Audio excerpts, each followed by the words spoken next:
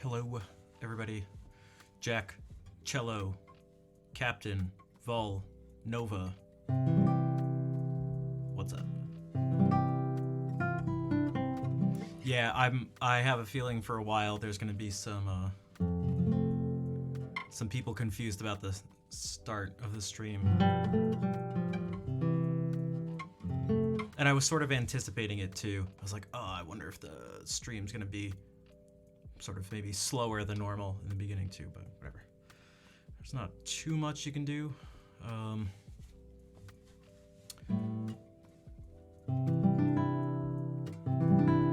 just changed my strings. Jeez, it makes such a difference in sound. It's so crazy. I'm never really the biggest fan of it right away. It's not just the fact that it goes out of tune constantly, but also it's just like a little like crunchy. It's hard to describe.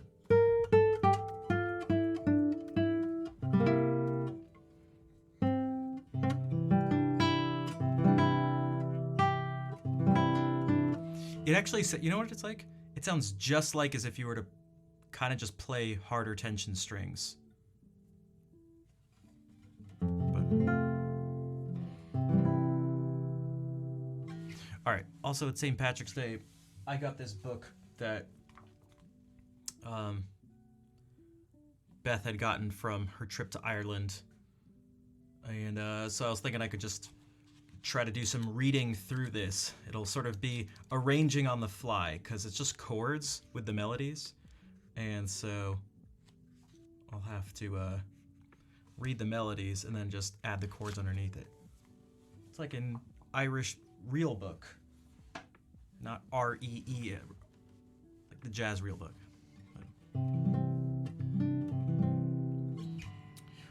So this is not Irish, but it'll sound sort of similar, and it's just nice to get my hands warmed up, because although I played earlier today, it's been a couple hours.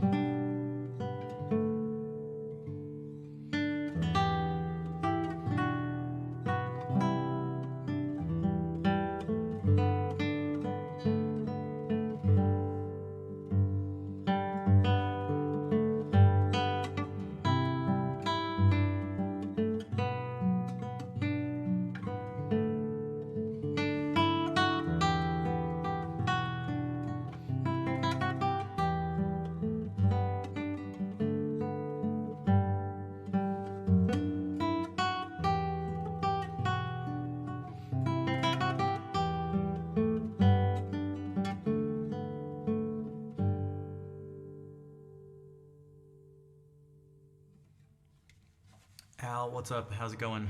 Thanks again for the donation last stream. Hey Rui, what's up? Haven't seen you in a little bit. Yeah, here's the thing. People have to. So these are places that are just right next to each other. Like they're just so close. So obviously the music is gonna sound super similar. And just share so many of the same influences. And a lot of people don't like that sometimes to say, because it's like lumping people together, but especially if there's conflict between groups. But like, it's kind of just how it is. Like, I don't know what to say. Like, as someone who's Armenian, it's like, if someone were to listen to some traditional Turkish music and be like, oh, that sounds Armenian or something, or it's close. And I was like, no, that's absurd. It's like, well, it's not absurd at all. In fact, it's very accurate. The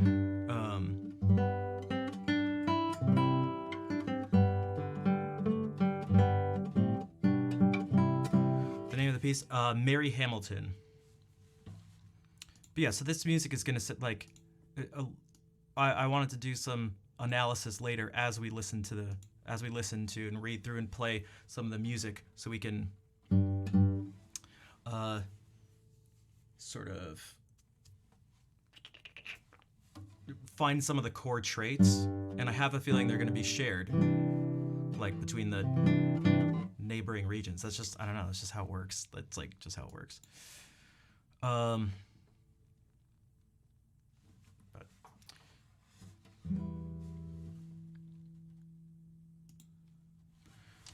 okay, what if we totally not warmed up still, but whatever. We'll still just do this. This is not from the British Isles at all. This is French, but we're gonna do it anyway because I can't only play that music today. I mean, I probably could with all this stuff and things you could find online, I'm sure.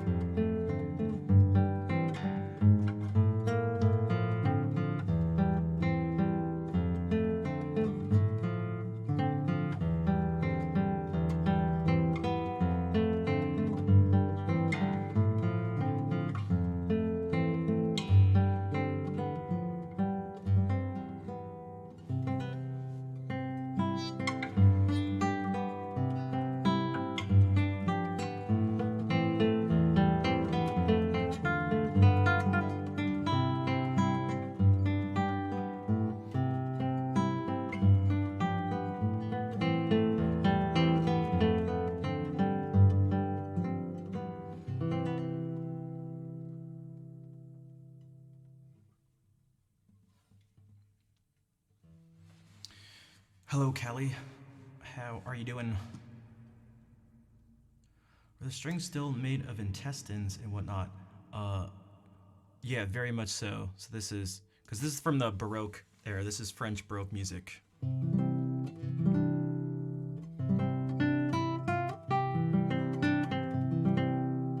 You're doing quite fine. That is good to hear. This one's still a little tricky. I mean, for obvious reasons, I would just need to spend some more time on it. Also, things are a little bit more difficult to read at this distance than the one that I practice at, but whatever.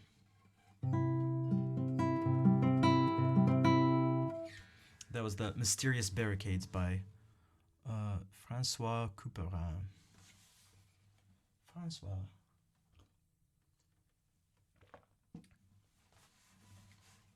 So, French Baroque keyboard music.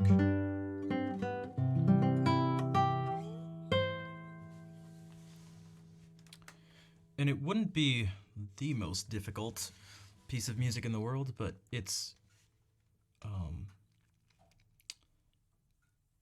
can be sort of tricky when you try to hold out all the voices for how long they should be.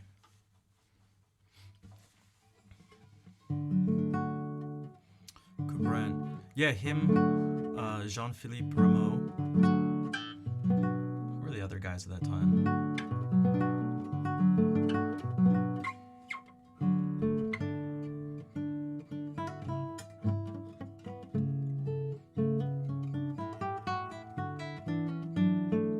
So this is not French, although it has a French title, Mademoiselle Tyroleuse.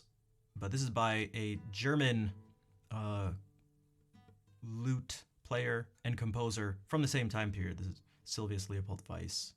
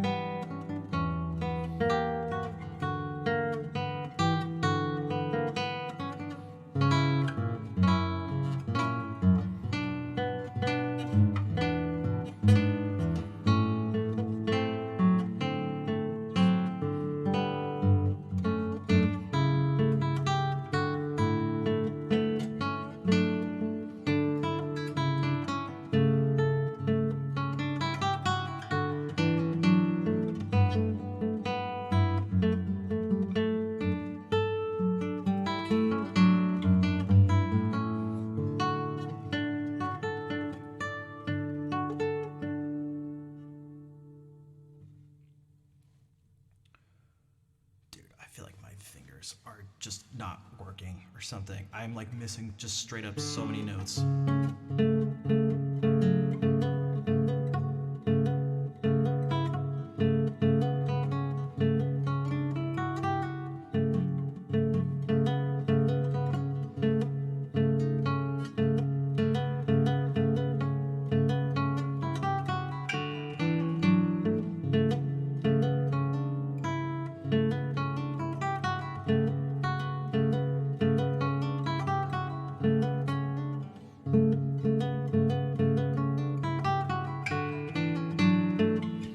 Welcome in, cracks.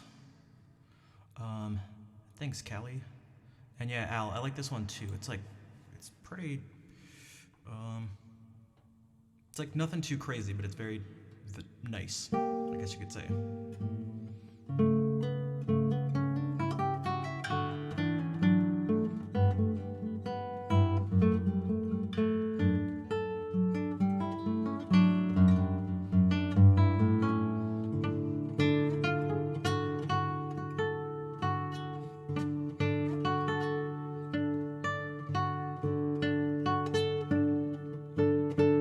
Yeah, I don't know what's going on. This is,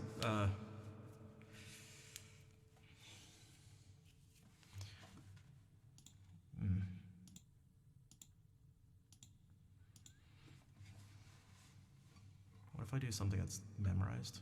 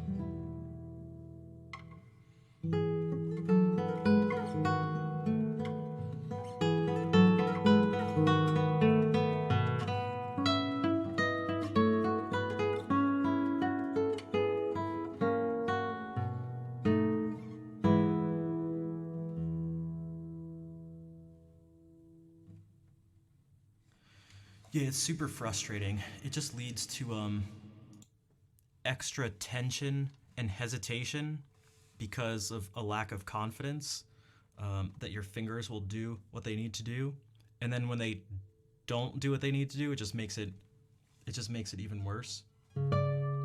Not to mention the sort of mental aspect of it. So what I mean by that is, as most of you know who have been around the stream for a while, I already hate my hands. Actually, I shouldn't say that. I hate this hand. They're the same, but for guitar, it's really bad. So hello, Esperalta. How are you doing today? And Zeus, you can if you want. Where are you located? And thanks, Al. Yeah, especially when these are the types of problems I have. What's wrong with my left hand? Tiny carny hands. It's a combination of actually kind of like three things. One is it's nothing like serious medically, but more than normal, a lack of flexibility and mobility in my hands. So it makes finger independent stuff difficult, both stretching and scrunching together, which is obviously huge for guitar. That's like just so much of it. Also, I have that in combination with, I know it sounds strange, but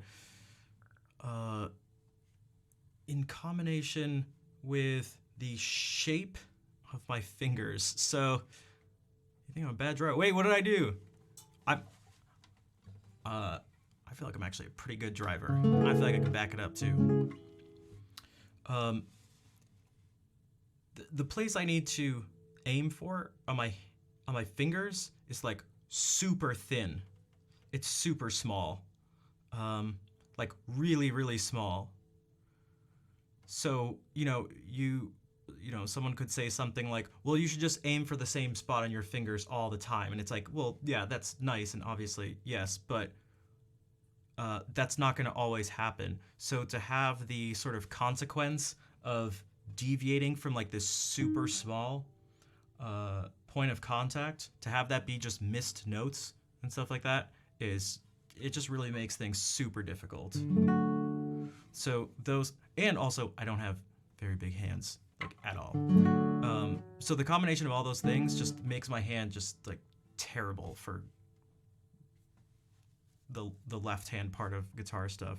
It's really frustrating. I should show a picture because I don't know if people realize how small this finger in particular, because it's not totally the same, but this finger in particular, the area to aim for is so small. It's so stupid. And it's where the majority of my mistakes come from. Missing along this axis.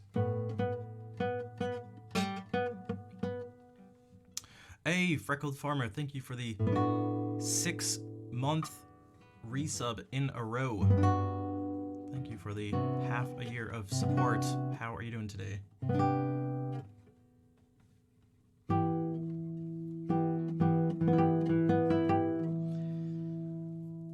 Yeah, so on days like this or moments like this, it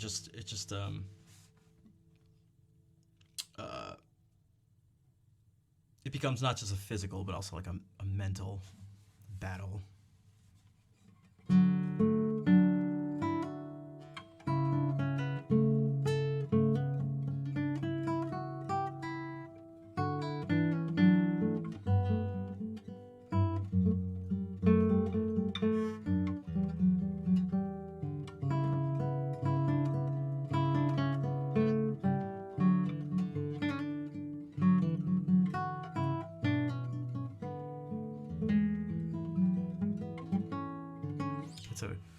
It's already a good thing. I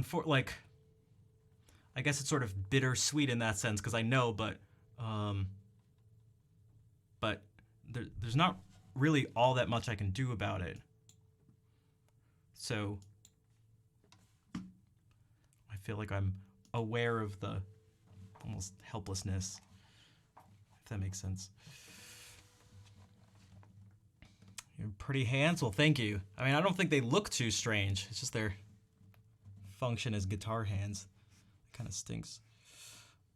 So this is more stuff from Sylvius Leopold Weiss. Actually, I'm not going to do this. This is the one, oh, that's right. This is the one that the format of the way it's written looks so ridiculous. It's so hard to read. It's so hard to read. My hands look strong. What the heck?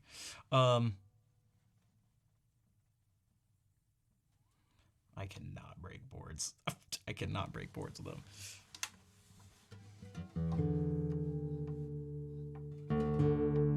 I guess it depends on the dimensions of the board.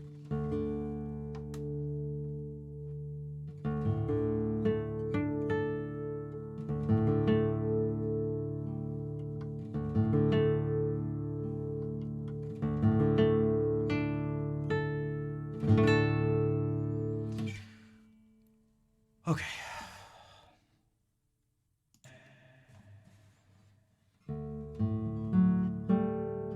Even right there.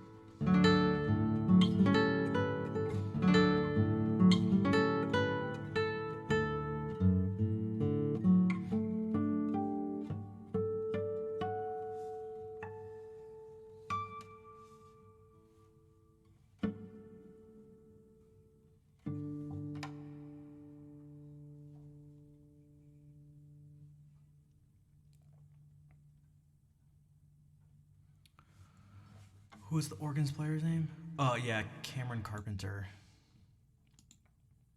Thanks, Kelly. Yeah, wow. I am like mentally falling apart. This is not good. I am absolutely obsessing over it now.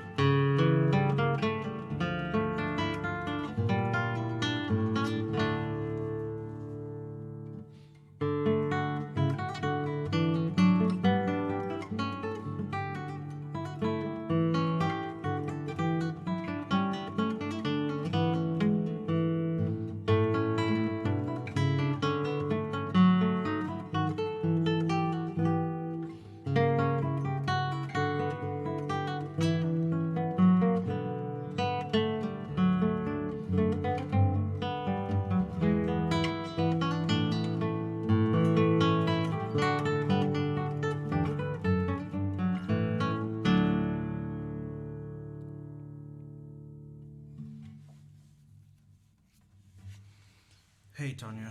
Oh, man. I can't play the guitar right now. I just want to, like, smash it to pieces.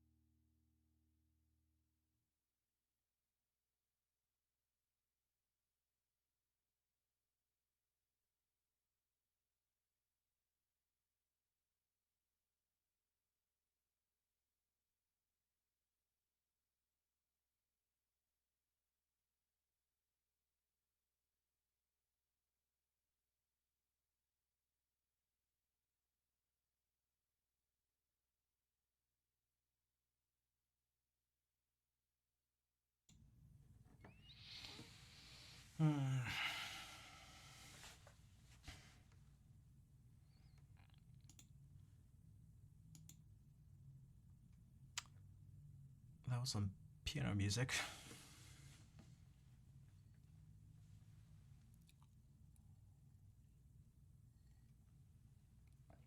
I was here the whole time, and no, I don't have a cat or any other animal or person around to play.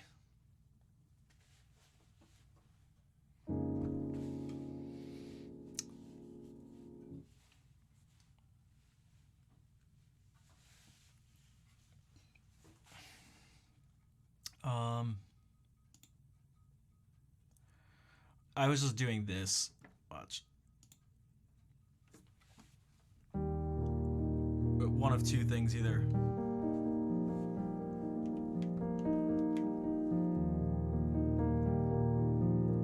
Or like.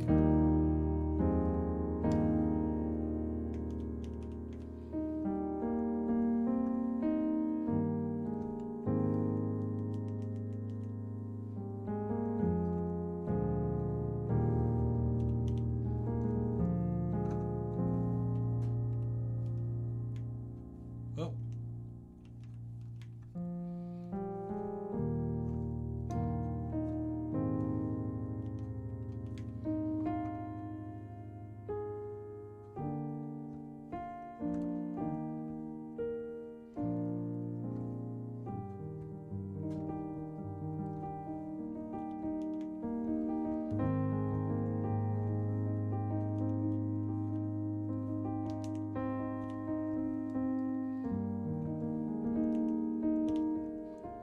Typos are the hardest part because you actually have to hold more in your mind than just the words themselves.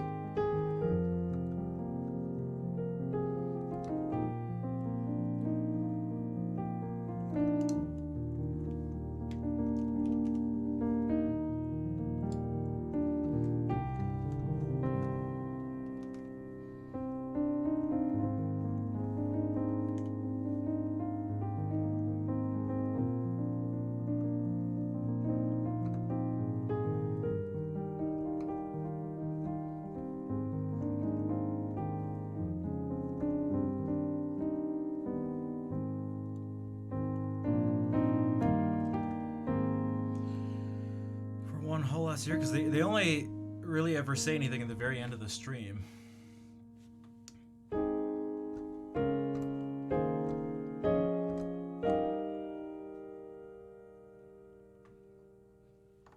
Good Noodle Mom and Lemur, although Lemur says is usually a little more active, especially in the beginning of the stream, and with claps and stuff. Also, you're welcome, Good Noodle Mom. And for the other people who were hanging out and listening, I was really not feeling the guitar stuff today. It was one of those days where I hate my guitar and I hate my hand, and I just didn't even want to. Every missed note was like caused like a physical reaction of just like tightening up my muscles. I hate this. Looking at the rec center? What the?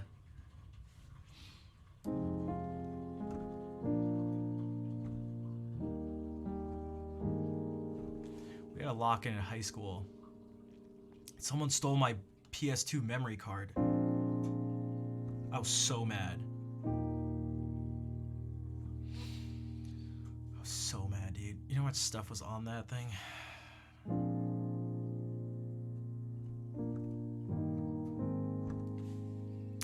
They are. I brought it to set up a DDR thing because you needed it to play this version of it. You know what? Silverhand, hello. Euphilia, yeah. What's what's the nature of your frustrations? For some reason, I saw Irv Silverhand, and I just read it as like S fan, but you didn't get it back? Nope. I was so mad. What? Asimov. Hello. potato, let it all out. See, that's, I mean,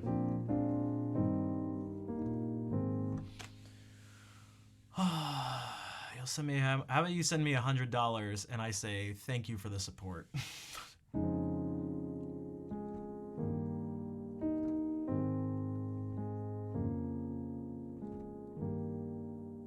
And hello, Lamar.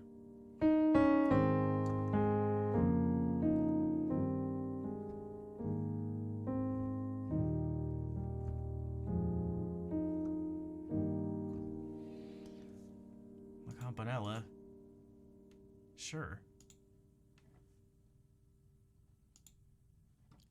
I swear. All right, guys. Everyone in chat is gonna watch. Everyone has to hold Asimov accountable. I'm going to play La Campanella by Franz Liszt. They don't even need to sell me the music. Sell me. They don't even need to send me the music. I swear to God, it's gonna be perfect.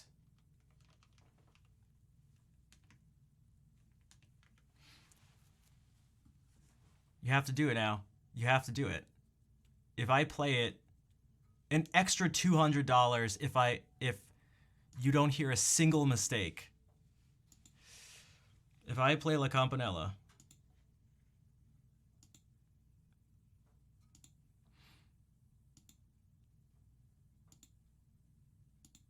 you have to. An extra $100 if the cat does it? Okay.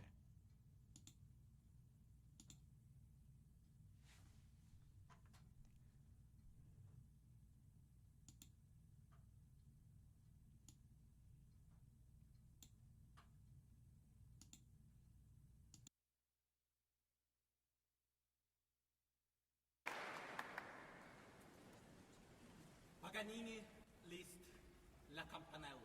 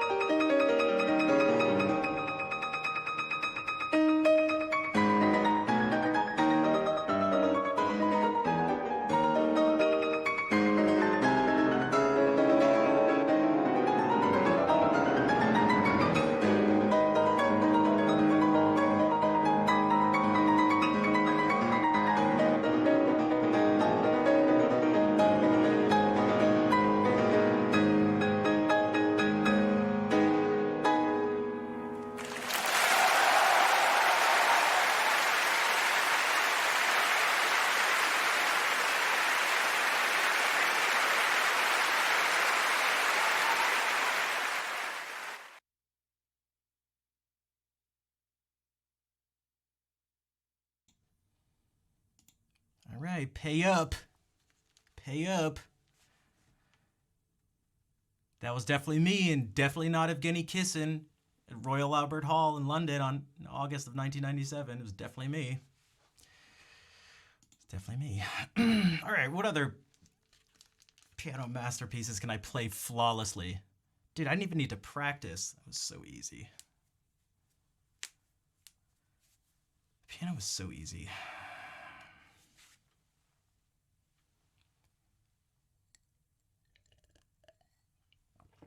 Can I do it blindfolded? I can. I can even sight read. Just give me something to sight read and I'll do it blindfolded.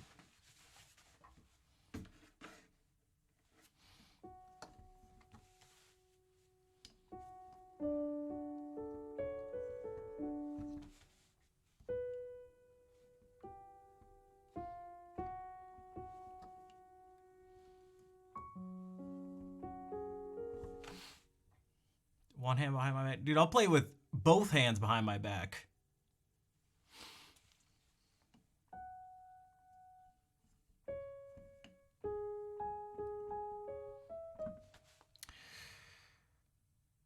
So, thinking for the claps, I don't know what to tell you. I'm super good.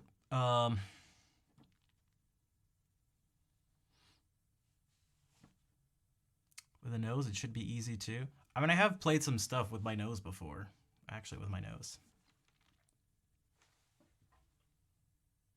How does the arabesque go? Like.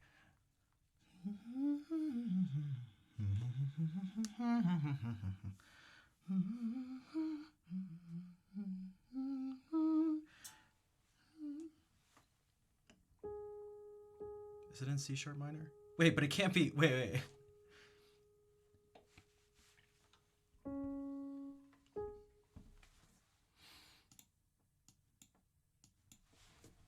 Hey, Airwheeled.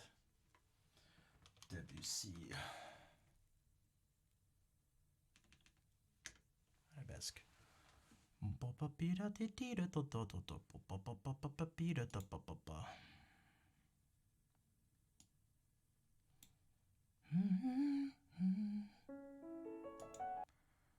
Oh, so it does kind of start with C sharp, like.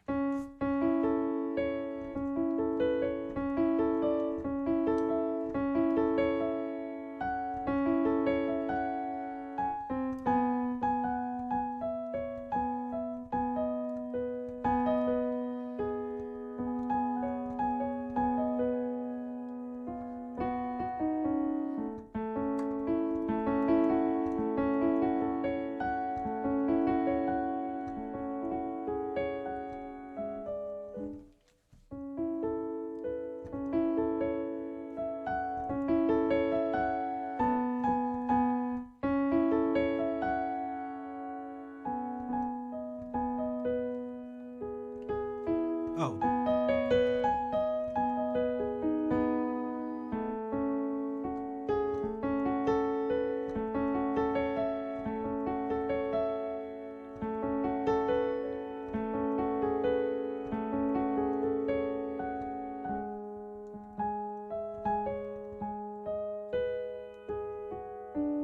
Wait, I had that for.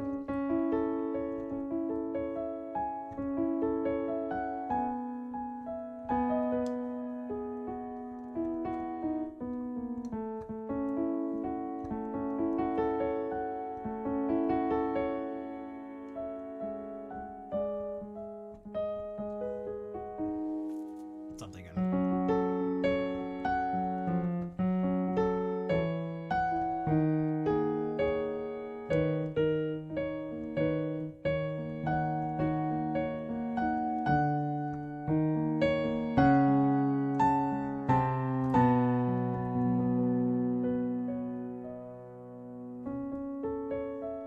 Does it go back to?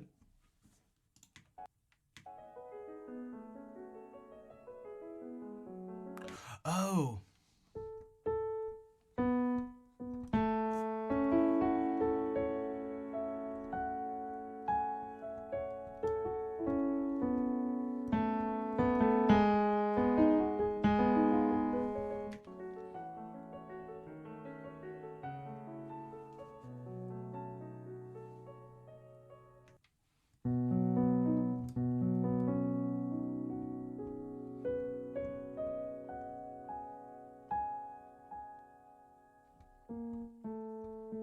So then does it go to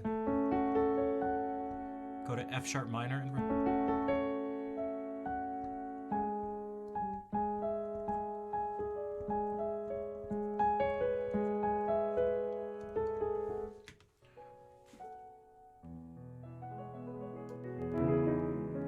Oh, oh, oh.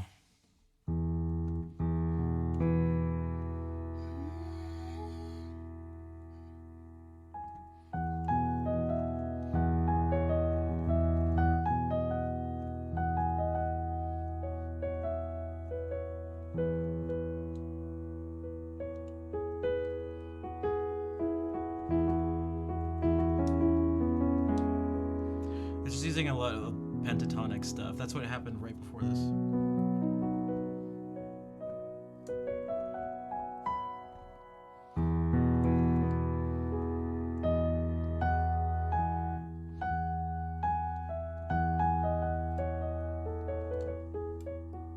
Do the nails get in the way? They sure do.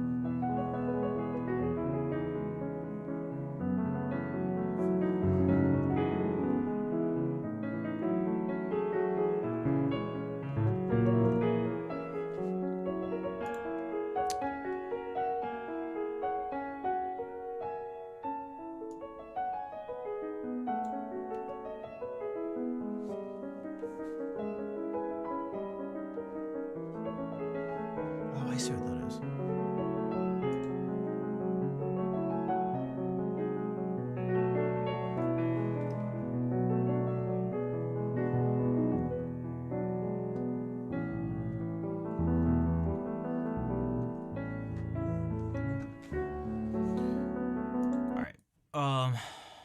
Jeez. What should we do? I was thinking about doing some, I don't know, maybe we can look at some Irish music. I felt pretty out of it today.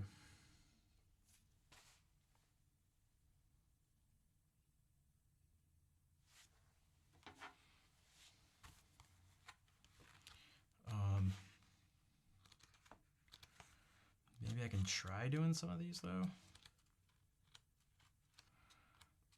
Uncle Magic Day. Maybe I need some energy.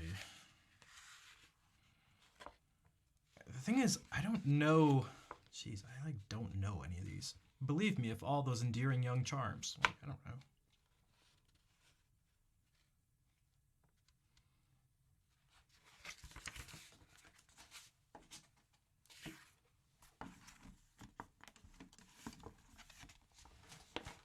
What if I try doing this?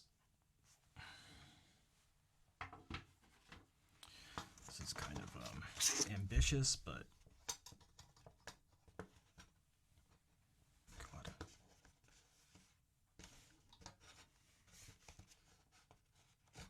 Jeez, dude. Okay, part of it's cut off, but.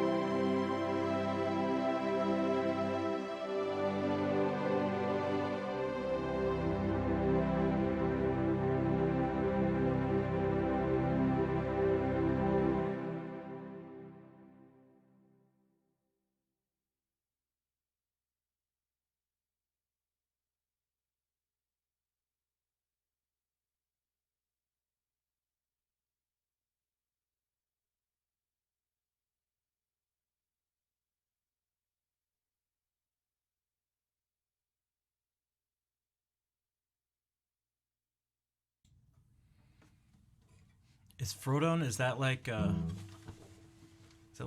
like a French Frodo?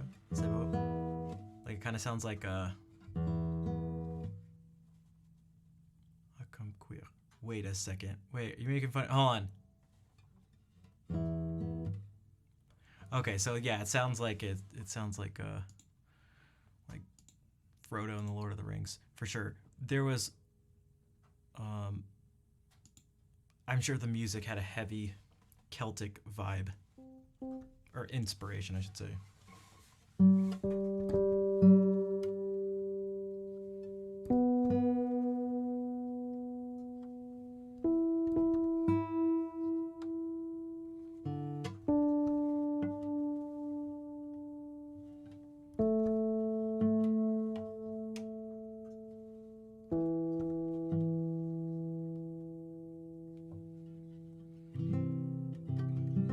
Oh, sang with a doll mentioned every two lyrics. Okay, I see. I see.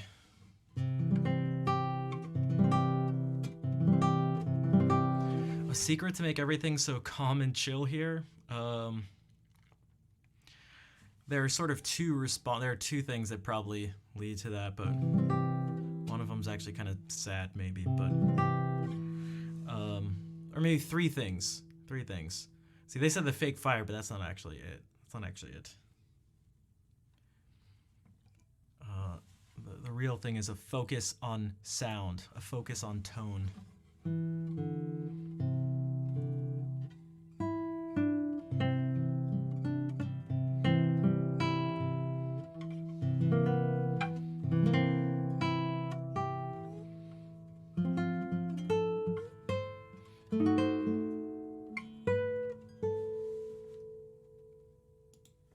Okay, I'm gonna try to do this. I have to make up the chords and read this an octave up, but we'll try.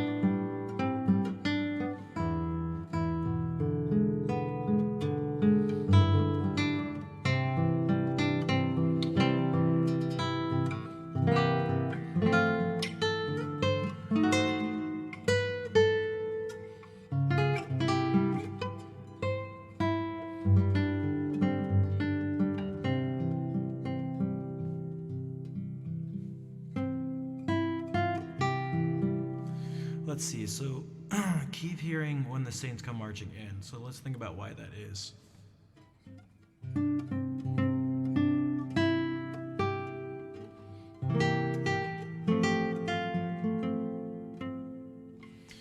That could be part of it.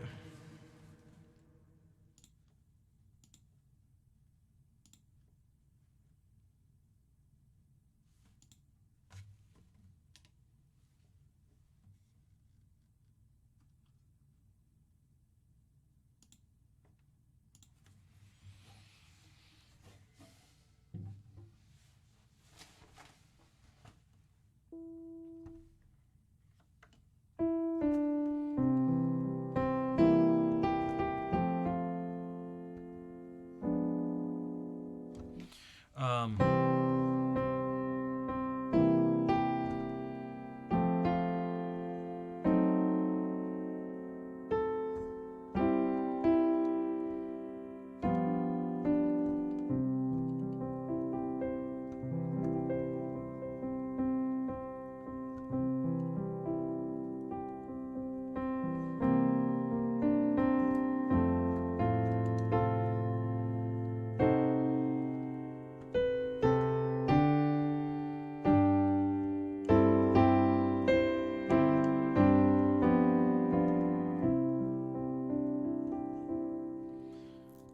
She really does. I actually messaged her earlier today to just like let her know.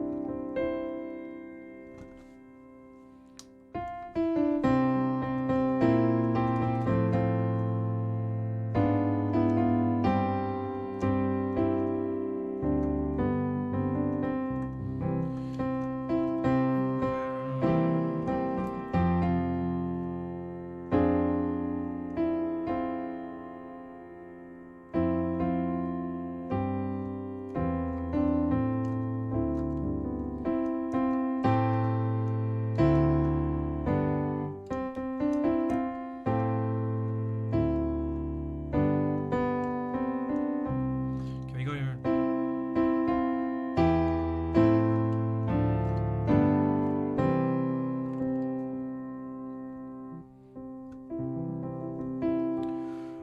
Let's look at some more things. Arthur McBride. Is that just some ink, or is that a mark?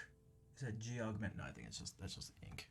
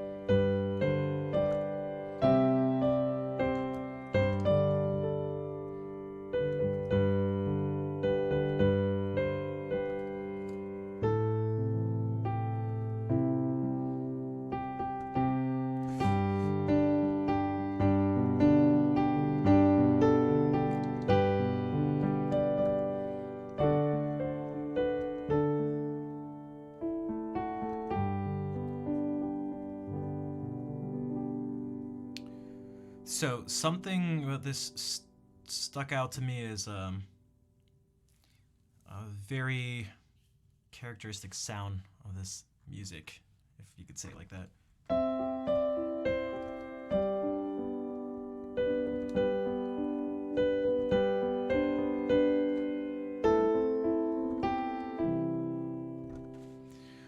Okay, so do I compose songs a lot? It depends. If you count improvising, then yes. If not, then no.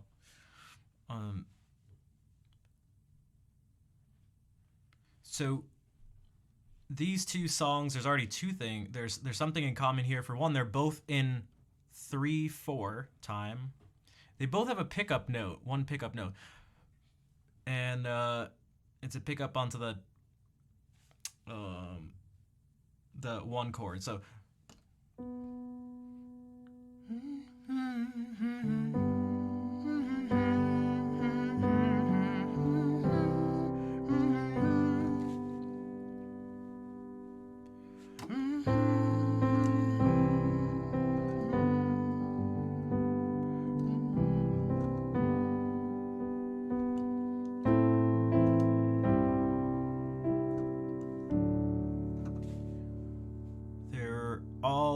It's all very diatonic, so it's all using the chords just from a key. And some secondary dominance.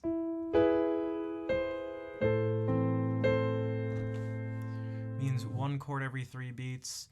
No, it doesn't need to be, although it could be. That would just be one chord every measure.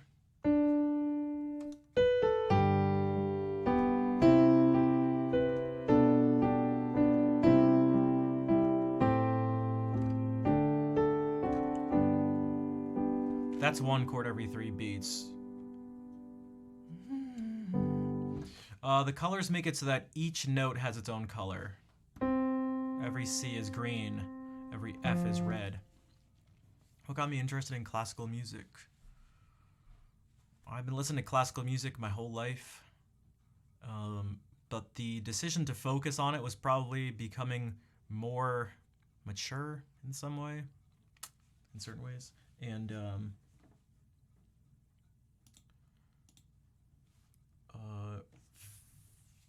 wanting to improve at everything music related, so technique and knowledge of music, just everything.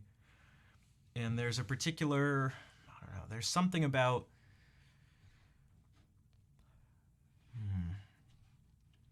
the types of a certain approach when you become a like classical, quote unquote, classical musician. It's, as far as I'm aware of, it involves the most sort of broad looking at like music. You really look at music from all sorts of places, from all sorts of time periods and all sorts of styles. So it's obviously not everything, but it seems to be the widest approach to it, with a heavy focus on technique too, usually. And so I like music of contrasting styles, and I also like harmony too. And harmony tends to not be explored so much through pop music, for example, or rock. It does through jazz, but in a sort of different way. And that's also what drew me to jazz. It was not it wasn't the jazz aesthetic or style. It was almost just, it was really just the harmony. Knowing that that they had chords like, and I wasn't hearing that quite in this way in classical music. It was like classical music went this like different way. There seemed to be a split at some point in the early 20th century. In general, I'm not a fan of the route that classical music went in terms of its exploration of harmony. It seemed to have taken a weird turn towards not just things like serialism, but something where they explore harmony, but like not in a way that still to this day like still doesn't, I don't know, it tends to not sound very good. I know that's a bad way of putting it. I say all the time not to use the words good and bad and stuff like that, but like, wow, it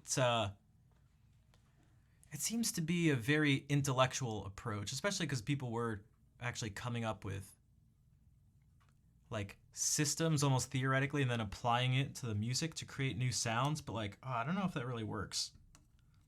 I think it's a good way to experiment, but I don't know. A lot of what was produced, I don't know, it felt like it wasn't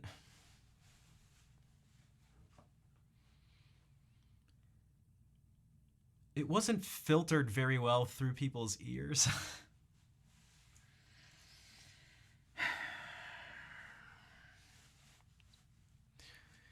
Meaning, when you experiment with something, everything's on the table. And for me personally, I like experimenting with stuff, but you go,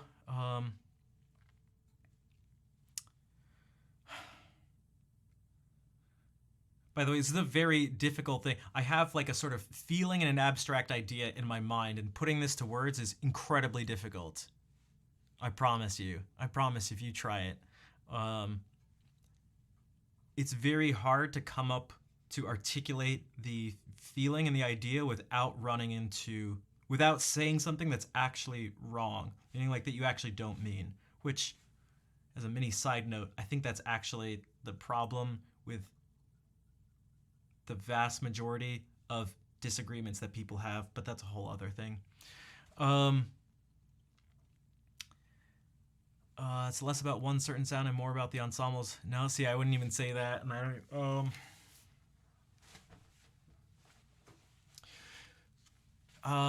Okay. So all I can do. Are we supposed to hear music too? Wait, what do you mean?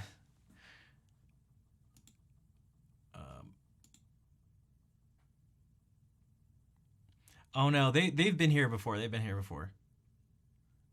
I think. Oh, I don't know, but I know what you mean. Here's kind of what I mean.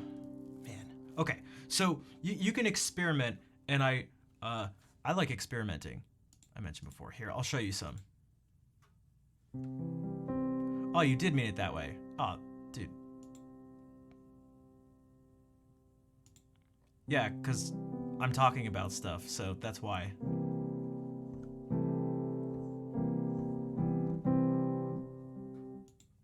So.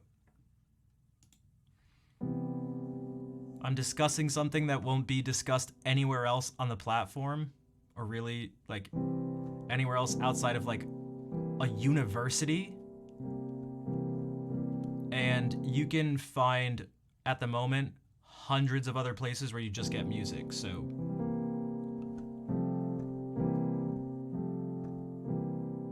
Updated Twitch? I don't even know what that means. Okay, moving along.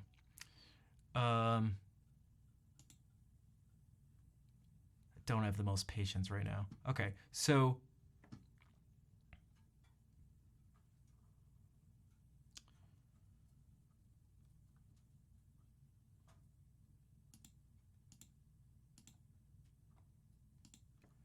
So here are some things here. And so these exercises are some of these things. So start with one chord and go to as many different chords as possible.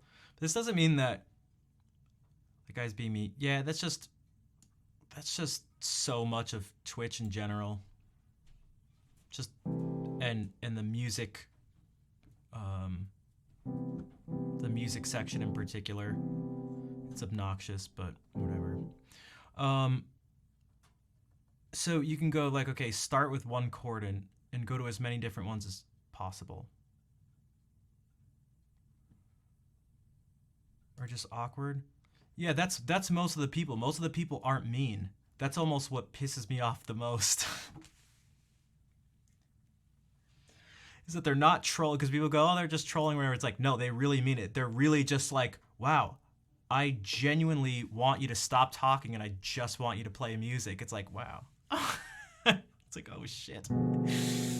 Oh, you were talking about the app. Okay. Because I was going to say, that's why I said, I was like, wow, you've been here like quite a bit. So it seems strange. I was like, you should know by now.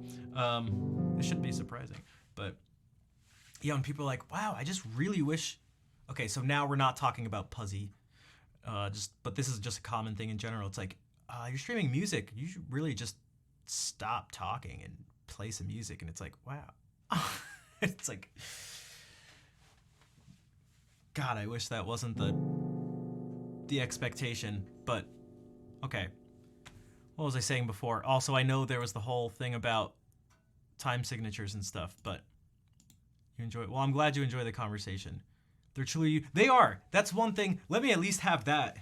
And who am I talking to? I don't know. The world. Let me at least have that. Let me at least have that. Whether it's good, bad, neither, whatever. Let me at least have that.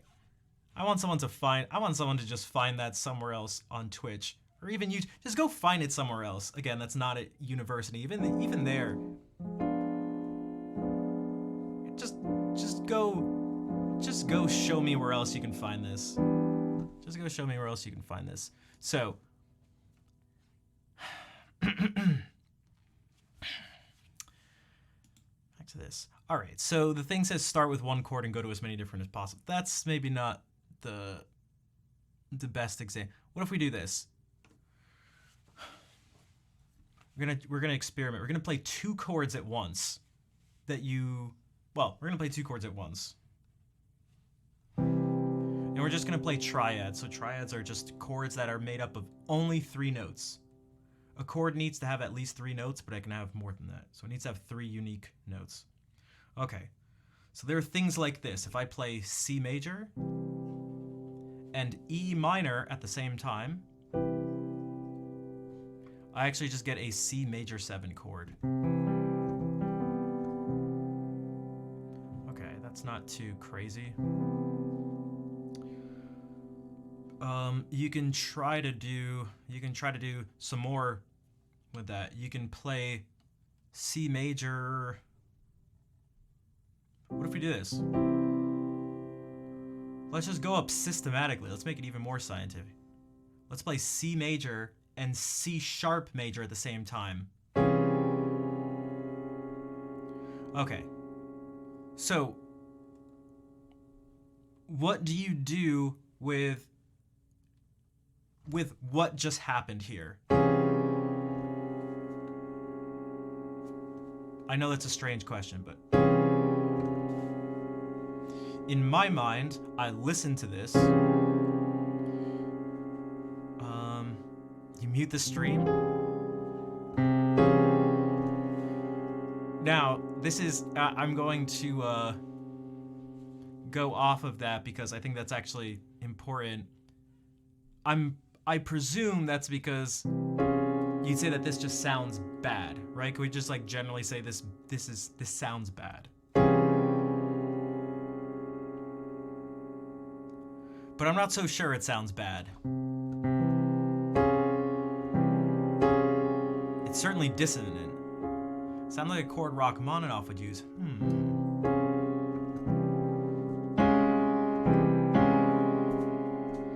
Yeah, you can think about this and go like, actually, what's actually happening here? And you can register the sound, the actual sound of it.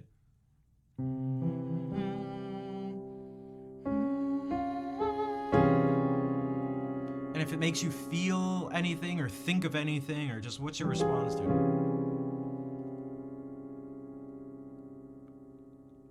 And you can think about what it is, and we created it so we know what it is. It's C sharp over C.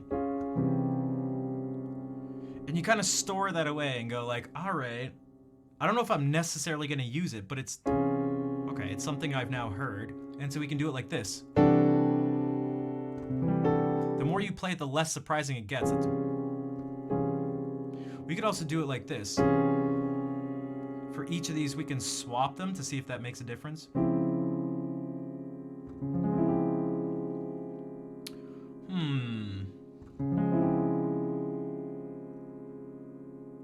The first thing that hits me is like, oh, this is the sort of a stereotypical or like cliche ending to like a jazz piece, a jazz tune.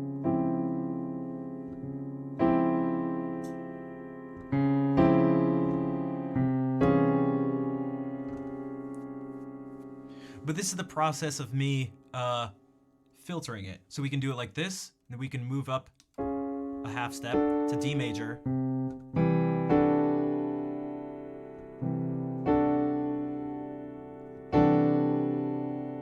What if we flip them?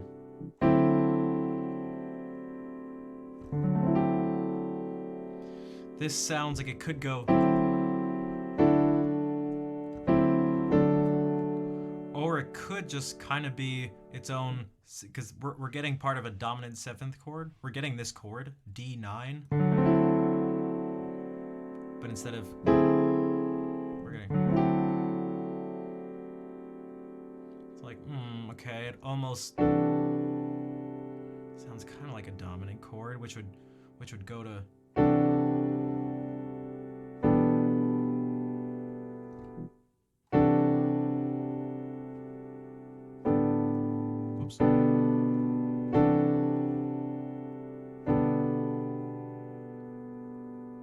so putting it into context here may help it sort of make sense, especially.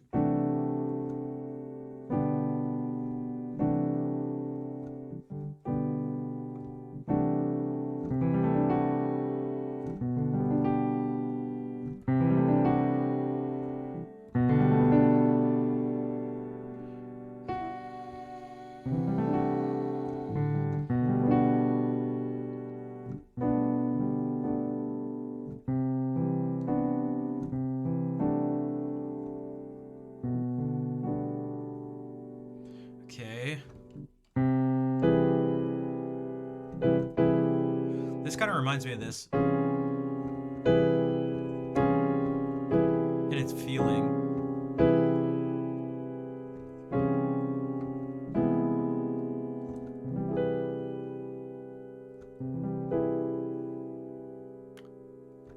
Also, this could function as a dominant chord, because it could be E. This note doesn't exist. That would almost help it out. Because this would sound like a sharp 9. 1, but well, here's a 9, make it sharp. But there is no D, so that kind of, but it still has a similar sound to it. So you can maybe think about this and go like, how would that function even if we arrange it back like this? Rearrange it, because this was it arranged. This is it rearranged. What if we rearrange it? You tell me in your stream you want to play a chill game on the side, but then it feels like you're wasting the music, so you just listen. Hey, you can do whatever you want. But yeah, this sounds like sort of C augmented with a major 7th, like. It's missing an A, but no, it's not. It's missing a G. Kind of sounds like that. What was I doing here? Oh, so if this is gonna function as an E chord, like a dominant chord of some sort.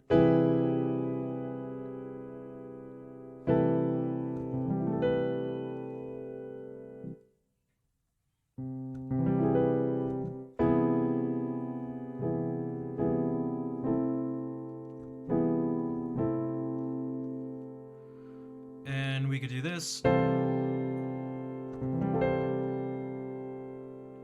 This is kind of like F major 9 if we rearrange it.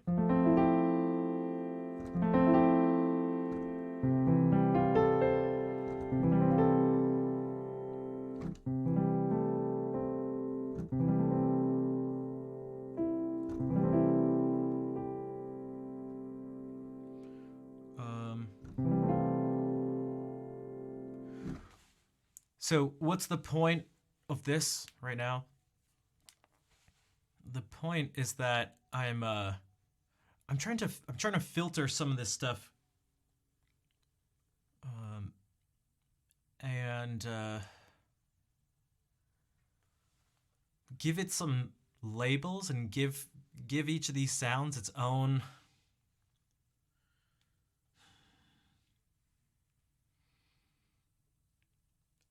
make it its own like little character.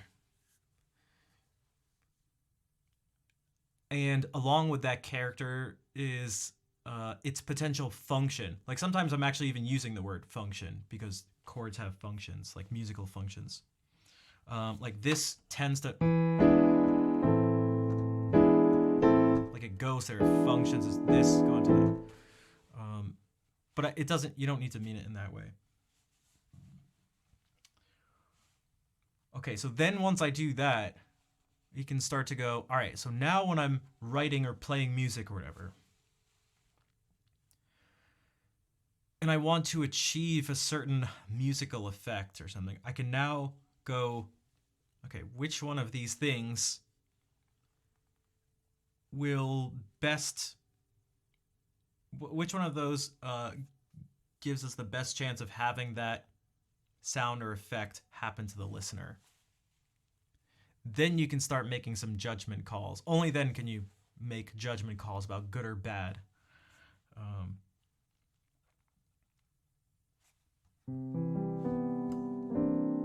But there are some judgment calls being made. There's things like this. If we go, in jazz, you're more likely to hear this chord than you are to hear this. At least as a dominant chord, unless you're gonna. Which is another way to think about. It's another way to actually. We can almost do the same process we did before. If we had only kept going,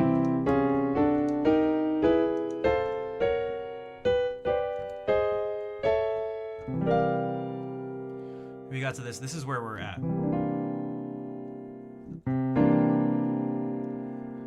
You could get like.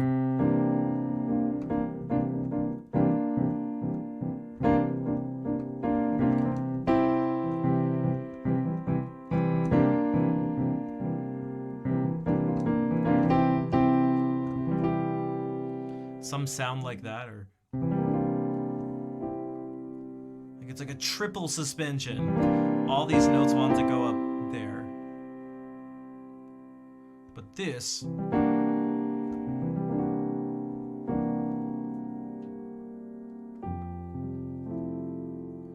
seems to serve better as a dominant chord when you have an F sharp, a sharp 11 on your chords, and that maybe comes from this sound, this process of. By the way, don't worry about any of the details of which I'm saying. That's not what, that is like not important really at all. If we follow a particular pattern, if we go from this note to this note and then to this note, we've actually set a pattern out that will end up looking like this. It'll give us these notes. It doesn't give us this note. It gives us this. So perhaps that's maybe a way we can think about why this may sound better or function in a way that more easily makes sense or something like that. But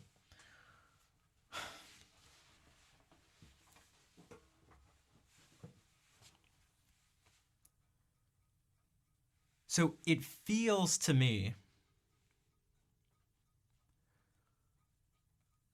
that this filtering process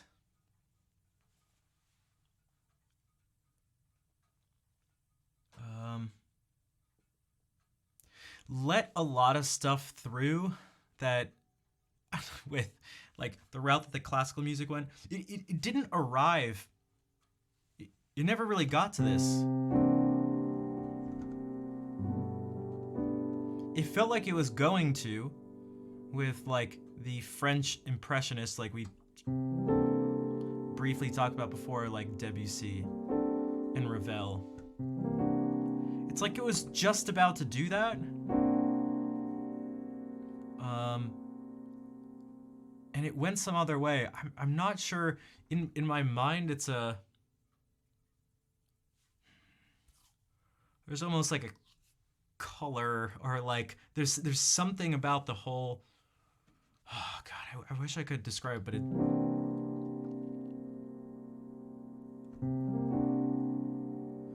There's a certain. Things started to feel. Not colder or darker or more sterile. It just started to feel so chaotic. Just so chaotic. Like increasing complexity leading to just like increasing chaos, but like it's like, yo, how much chaos can you have is maybe the way to think about it. And it was like, dude, I want some like functional, I want some function to the chords in my music. Like, give me some function. Give us some like the harmony back. Even if the harmony's like complicated, even if you have this chord, and out of context, this just maybe sounds like garbage. But if you go,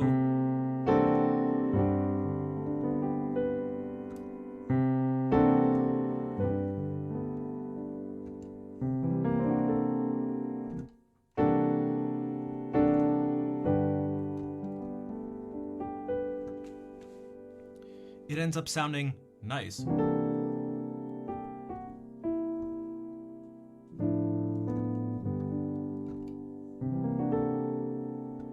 Or we could go.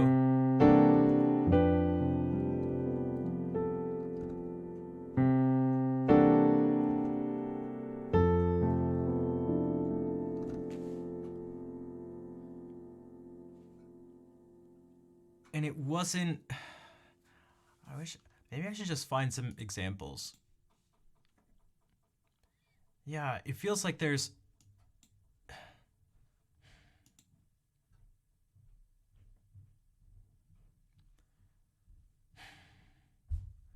Does anybody have any examples that come to mind of classical pieces that are like modern, in particular, like sort of atonal?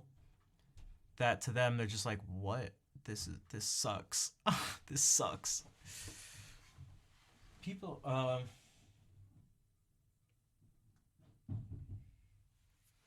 And we could go, and I don't want to go into like the avant-garde realm because that's like actually a whole other thing. It's a completely different discussion. You avoid atonal. Yes, the thing. I am like not a fan of atonal in general. I remember in college when I was when we were like, it was really my first like formal introduction to this stuff. There was a word I liked using better than atonal, because atonal is kind of just like it doesn't have a tonal center, but there seemed to be this movement towards anti-tonality. So like you could have atonal. Here, I'll give you an example of something that I feel like is atonal, but not anti-tonal.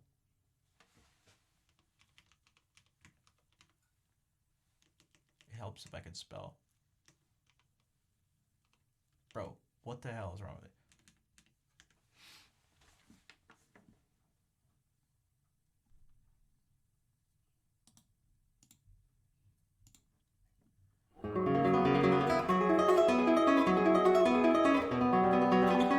So this is one of Leo Brouwer's guitar sonatas, or one of the movements from it.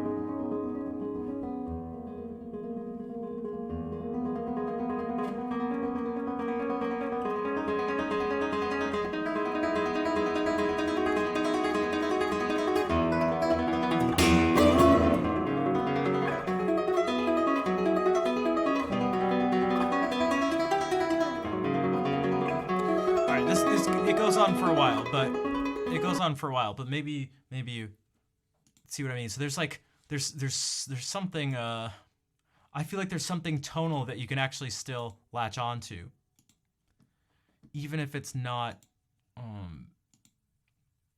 even if you can't go, oh yeah, this is a 5 chord going to a 6 chord going to like.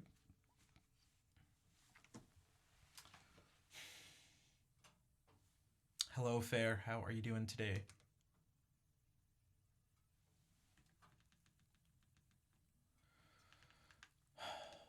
I wish I had some.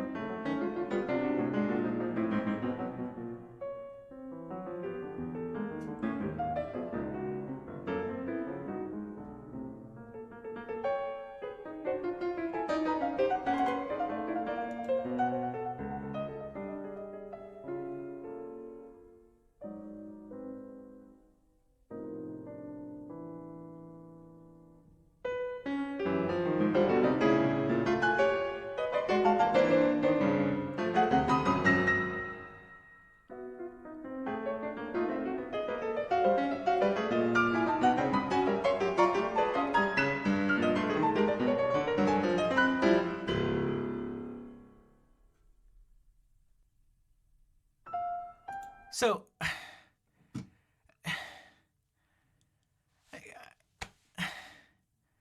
I don't know, man. long do I have to play? How long do I have to study and play music?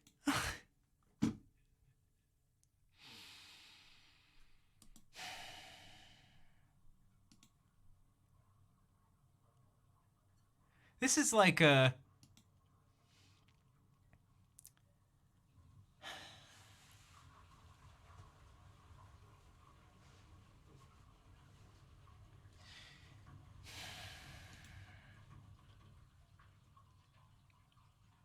Maybe I can just say some words out loud. Say some thoughts which aren't actually refined or clear, or things I may actually end up saying things I don't believe in an attempt to clear up what's in my mind. Okay. So these are some of the ideas going through my head. One of the things is, wow, I really don't like that. I don't feel anything. And I don't even mean like, oh, I feel distant in some way. Oh, it feels chaos. It is like I picture nothing, I feel nothing, I think of nothing.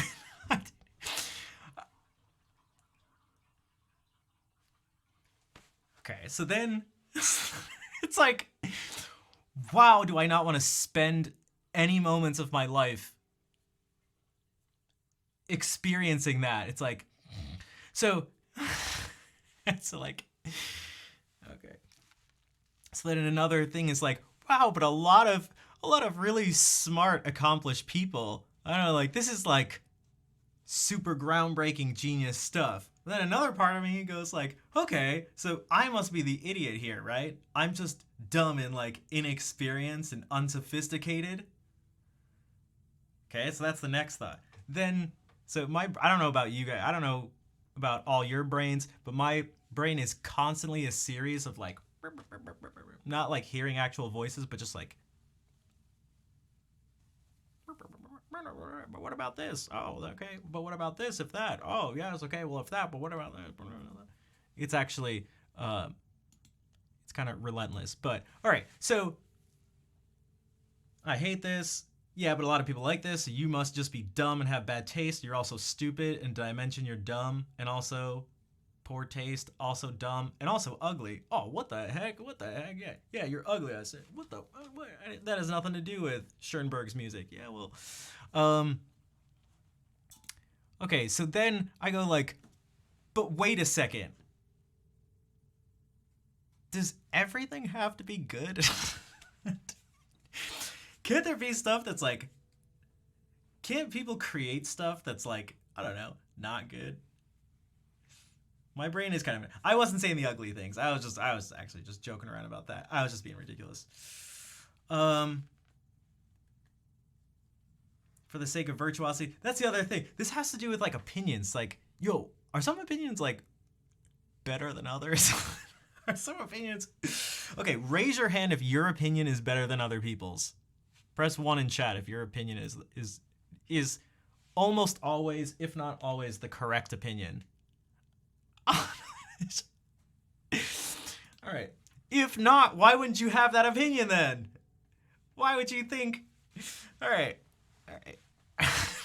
Tony Deep, don't lie. Don't lie. You know, don't lie to us. Like, who here listens to music that they dislike?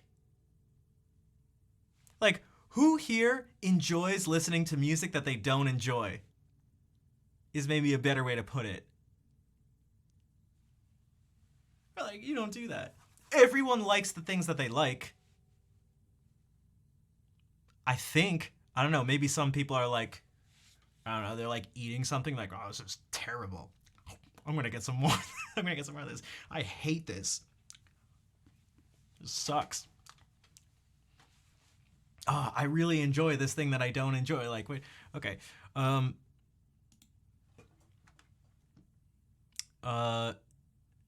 mine on music is irrelevant. Well, that's a different thing. Because there's also things that are a matter of fact, which I totally agree, Yukari. Sometimes people, this is another thing to think about. this is another thing to think about. This is that'd be a whole other side rant, which is like, it's like everyone's entitled to their opinion, but it's like sometimes people have opinions that aren't opinions. It's just their idea about, like, it's not a subjective experience. Like, it's their, they'll make a claim about something that, like, actually exists in reality. Like, someone who doesn't know anything about the guitar, hasn't thought about the guitar or something, and they go, yeah, no, I think a guitar would be better with these dimensions. It's like, based on what? It's like nothing. It's like, that's that opinion does not hold equal weight. It could even be correct. You could just have stumbled upon that. And the person who's like a master guitar like luthier could be wrong, and they could be, but like, yeah, based on, yeah, but I'm not going to consider that, whatever. But it's like, the person who is considering all this stuff and has, like, you know, a lifetime of experience, like, those two things cannot be equal. But that's a whole other discussion. Back to the music stuff. Back to the music, which I forgot how we got onto this in the first, but whatever, doesn't matter. What was I saying again? Okay, what was the discussion? It was like, oh, I listened to this thing, I hate it, but all these people like it, and this person is revered as one of the greatest musical geniuses and stuff like that. Okay, so that means you're dumb, and it's like, well, can't some things just, like, not be good? And then you could also say, a third voice could come in and go like,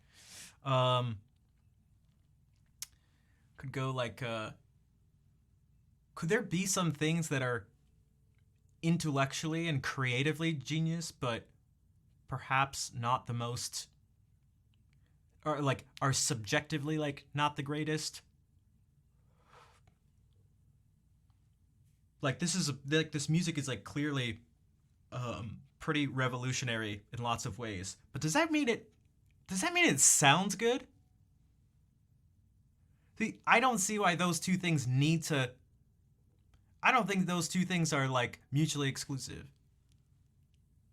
I think something can be smart and creative or whatever, and be new and different, and can sound like shit. Like, it can have, like, those two things don't need to go together. So I made it overly crude to make a point, but all right. So then it's like, right, I, like, almost have to accept that that's the case. Okay. So then it's like, I tend to, for me, ultimately, it comes down to the resulting sound. So Vol had mentioned something about a visual piece. So what was I've heard music by Alban Berg, but I don't know if was it Steve Wozniacki? Wozik? Also, hey Lily, is this the piece you're talking about? I don't know if I've ever heard this. So, that's an opera. Oh, geez. That seems to add a different layer to it, because now if there's supposed to be something visual, that adds another element to it. Also, again, let me reiterate this disclaimer that I'm thinking my thoughts out loud out now, because I believe that that's the best way to actually clear up your thoughts. But that's, okay, so let's see. Being afraid to say these things is not going to help, but is it Mel Gibson? It's not Mel Gibson, but it kind of looks like Mel Gibson. This guy? Kind of. Not really, but whatever.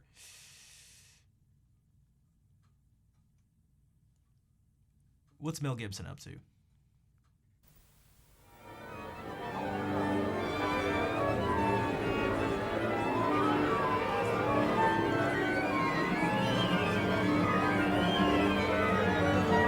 Wait, is this part of it? Oh, is this part of it?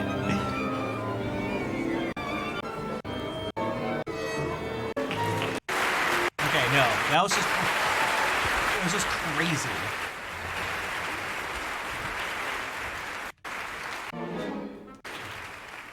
So, are there any parts of this? But this isn't going to be fair. This, well, it's not. It's certainly not going to be a fair assessment, but it's also not going to be an accurate assessment if we don't look at this in context. Because I was going to say, is there a part that's like particularly crazy?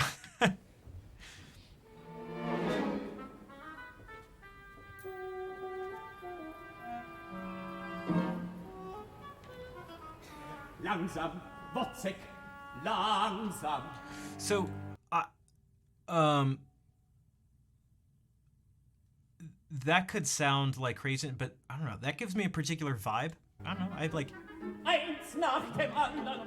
God, I don't understand the language. It sounds like this is German.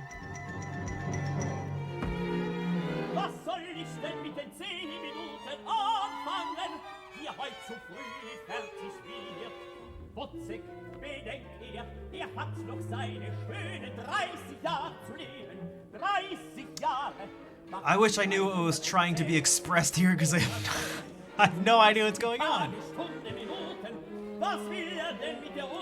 This is like, this is the example I use sometimes when it comes to like understanding some deeper stuff about a particular style of music or something. This is, I relate it to languages you don't know, so you have to go by very universal cues.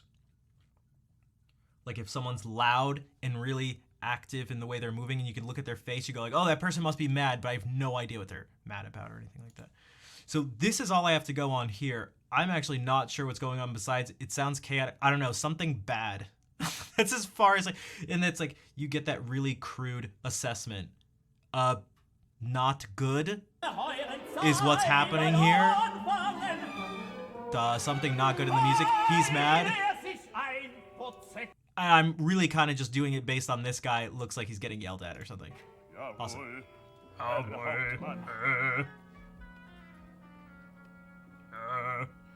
Mel Gibson.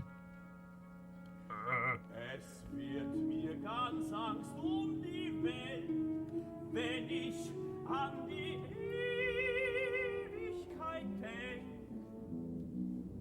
Ewig, das ist because also is it Vosik? It's an element child. Vosik is immoral. Vosik maintains that poor people cannot afford morality. Later, while cutting wood, he finds himself tormented by strange visions. Meanwhile, Marie, or Mary, the mother of Vosik's child, is watching a military band and admiring the drum major. Oh. This dude's got to calm down, or else he may get cut by that razor. But that's.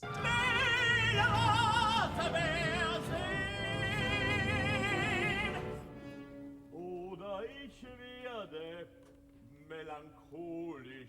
Jawohl, Herr Hauptmann.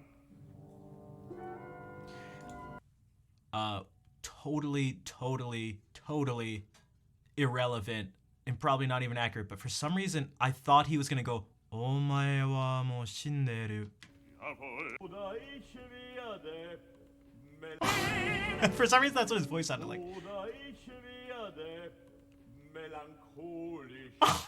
There, I don't know what it was. Omae wa mo shinderu. Okay.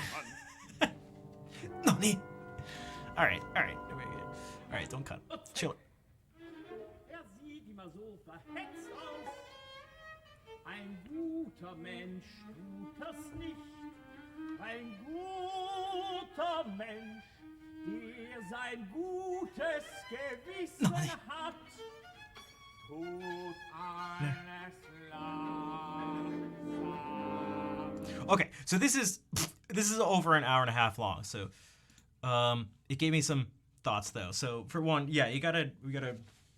Well, this is okay. Going back to, Al will love this one. Going back to what I said about the singer-songwriter thing. I feel like this is more about the opera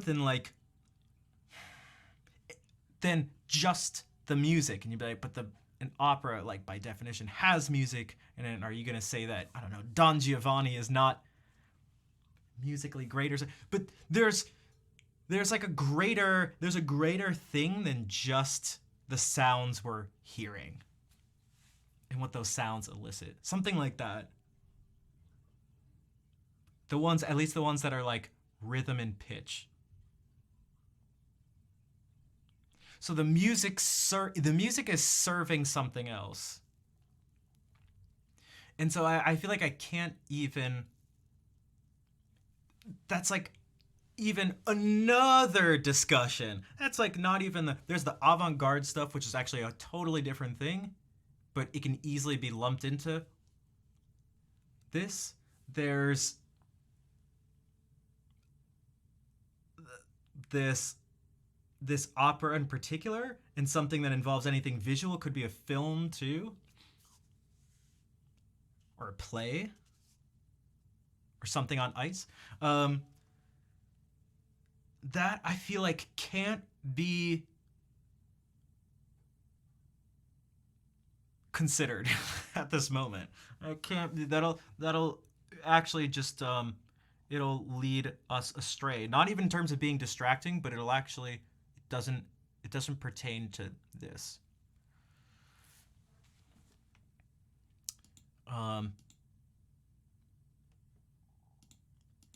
So perhaps, I just in general, here's another just sort of mini side note. I try to say and think of things until it matches up actually with how I feel. Because it's very difficult for people to know what they're thinking and feeling. And it's easy to, in the attempt to express that, to say something you actually don't believe or mean. So almost like where I'm at the moment here, because there's something very clear in my mind, but it's not clear in terms of, there's no like words associated with it. It's something like,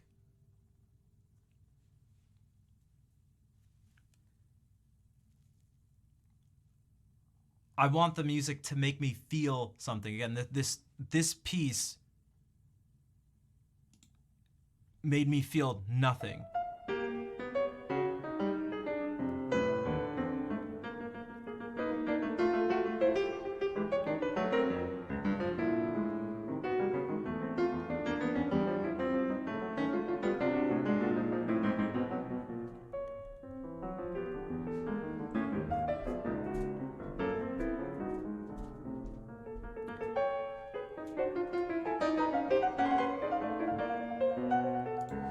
So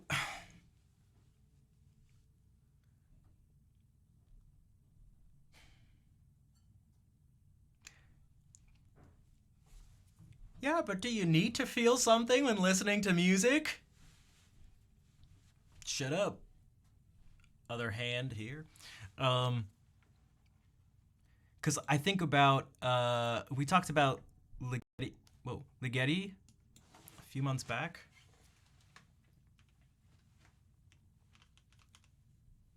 Okay, or I just totally missed. Can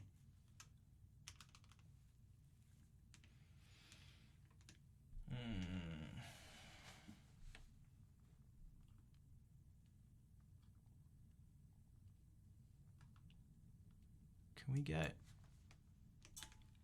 almost an equivalent?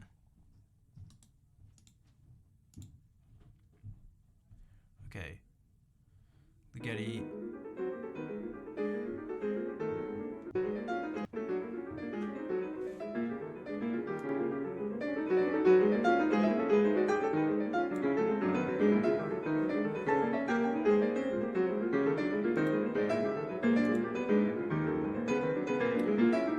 This is a different composer. This is...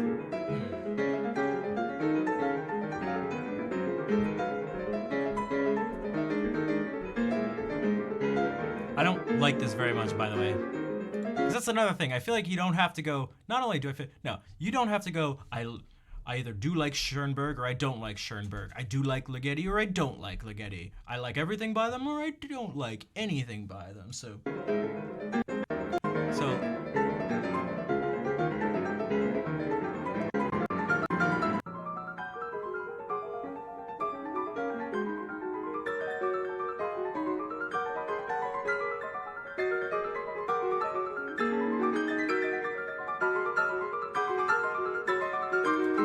feel like there's something faint in my mind, but honestly not too strong in terms of the... But let's move... Okay.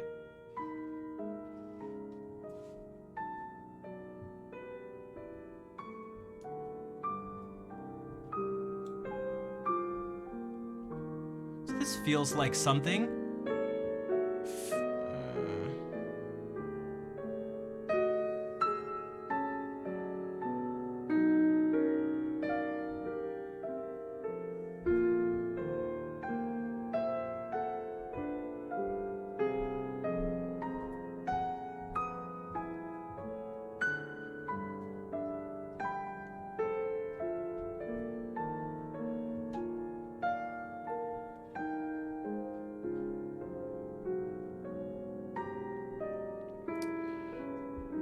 Like the piano you see falling from balconies in movies.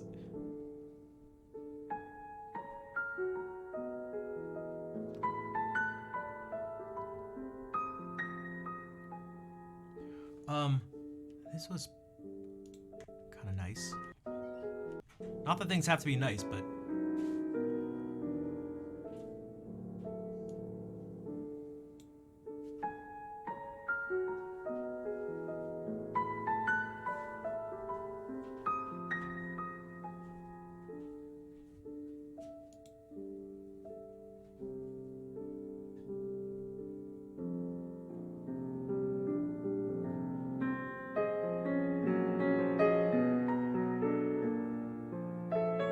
Okay, just for the sake of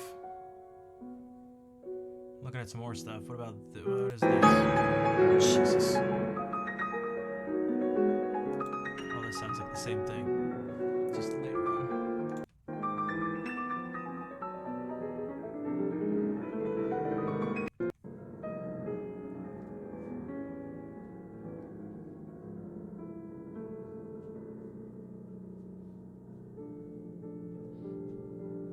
This is tough because I'm struggling to hear the actual pitches that are really low.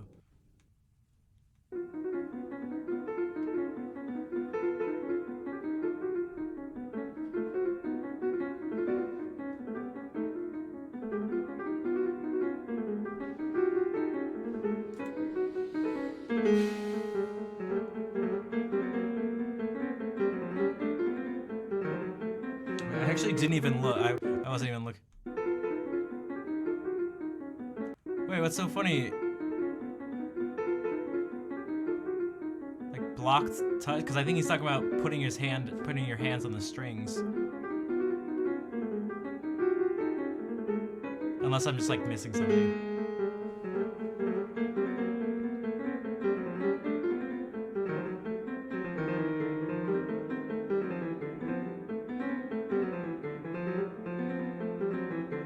So then I think that, so here are some of the thoughts that pop into my head. Again, just purely,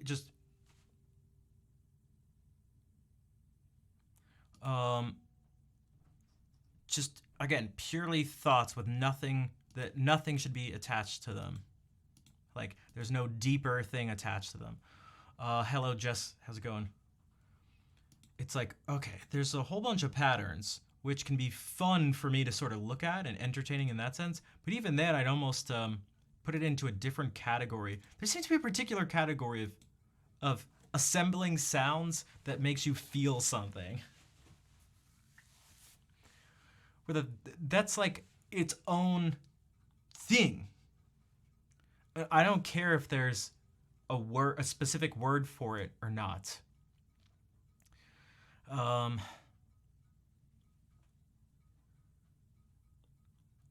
But that pursuit seems to be a distinct pursuit in life that humans can do. If that makes any sense. Where the thing that is of the utmost importance, everything falls below this as the importance, is the pleasure of the actual sound that you hear. And I don't mean, does it sound nice? Like, does it sound like nice, or does it sound like, although that's not even actually true.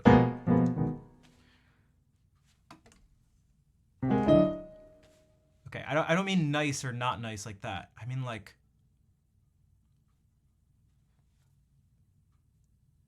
it always felt like to me maybe the thing that I'm trying to describe in my brain is that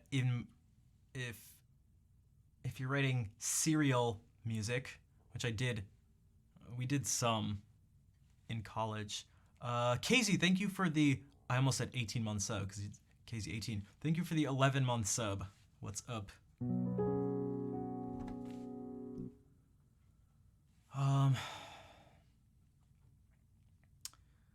And there's Captain with the Brahms thing. If I'm setting up a grid, for example, and making my music based on that, it's like, yeah, maybe. Maybe.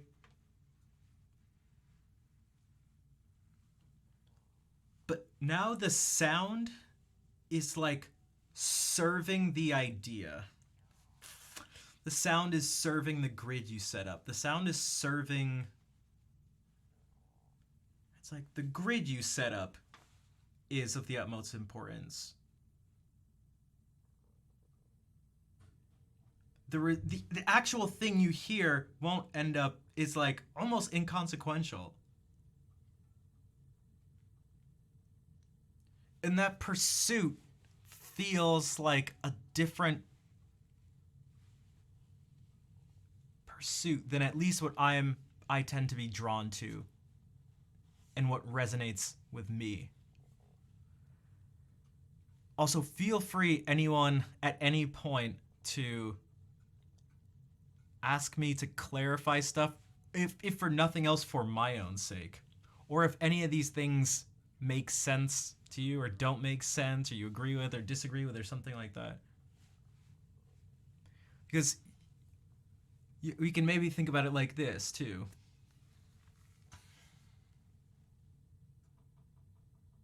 I think this is partly why I love Bach's music so much. It seems to be the ultimate fusion of these two things, where the resulting sound is just the most important thing, yet he somehow seems to do that loaded with extra stuff,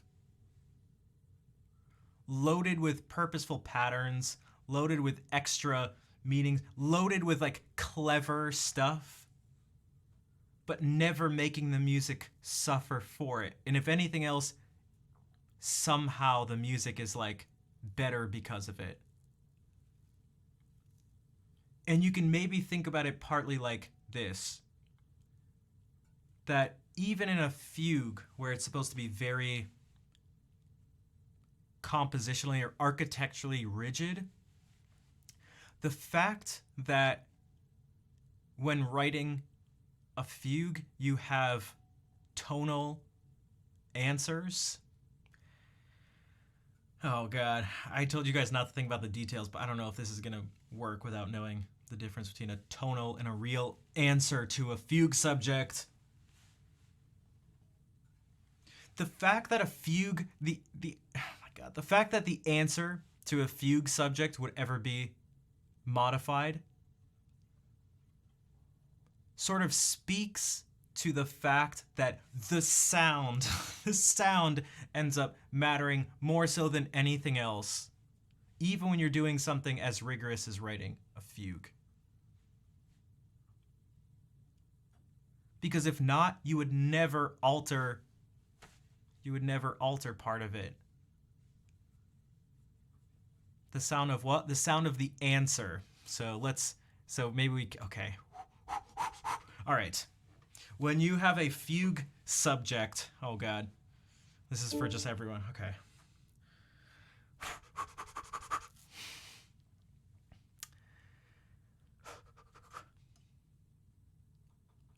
When you have a subject in a fugue, perhaps it goes,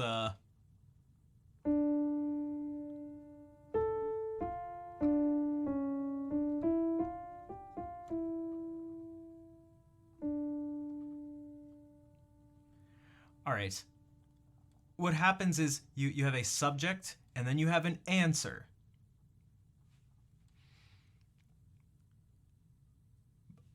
Essentially, by definition of a fugue, this is what I mean by it being rigorous, although it actually isn't quite this rigorous.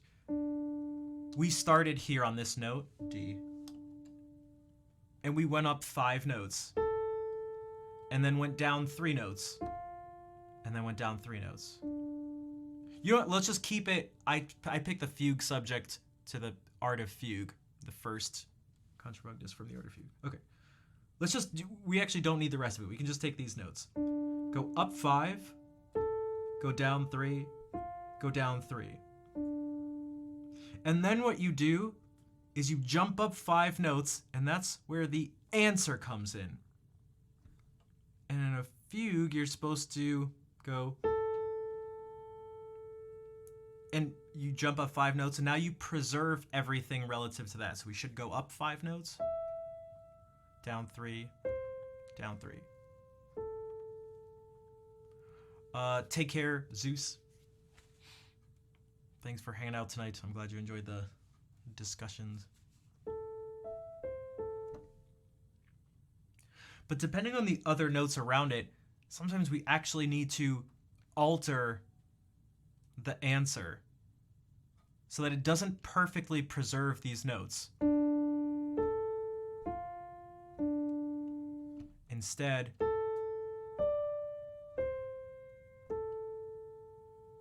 so now we went up 4 and went down 1 to compensate for it. And now the pattern can continue. But the fact that you would alter it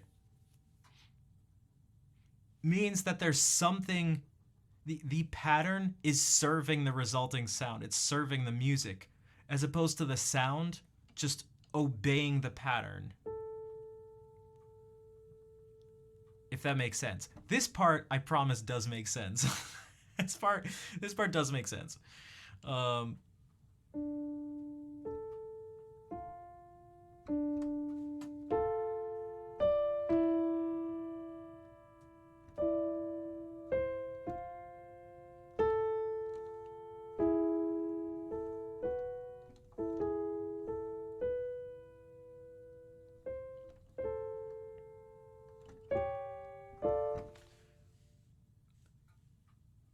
And so that that sort of, again, that serving of this resulting sound just seems to be super important. And that's even what, going back to like this testing thing I was doing.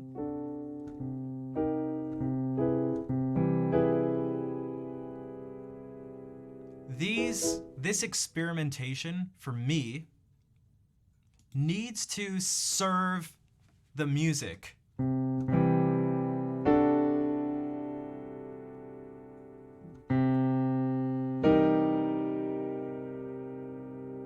These sounds need to ultimately be, that's like sort of like the filtering part. It's like you filter it for the music.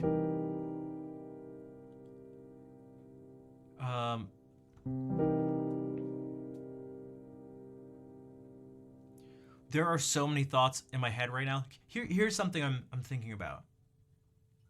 Okay. At least the way I approach music and the things that I care about when it comes to music. So part of this could just be me. Is that there seems to be something very important with a particular approach and relationship with music. Here's what I mean. If you're not thinking about the sound, there's essentially almost no difference between this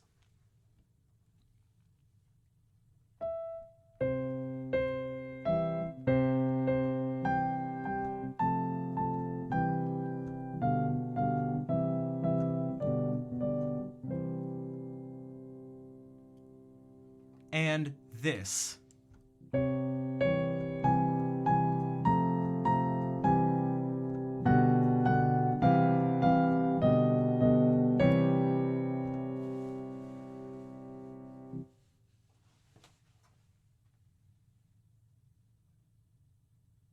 So yes, it was like shifted.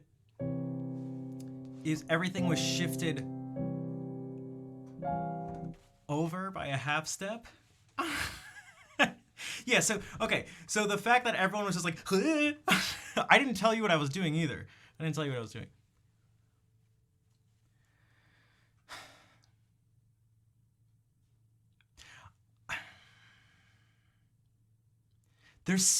There's some significance to like these two things are very different. They're very different. And they're not okay, maybe here's a bit of clarity. These two things are more different than the description of this being up by a half step from this to this. That physical description of what's going on works in every way almost, except for when you think about it musically. Musically, this is describing this as being slightly off or something is not sufficient. Here's perhaps another example of why that is. Because musically, physically, in any tangible way, in any way to describe this, in any non-musical way, this, in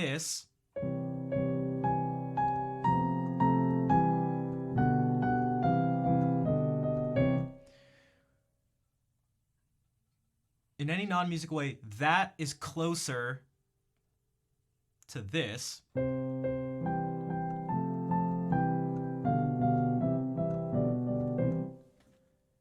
than this is.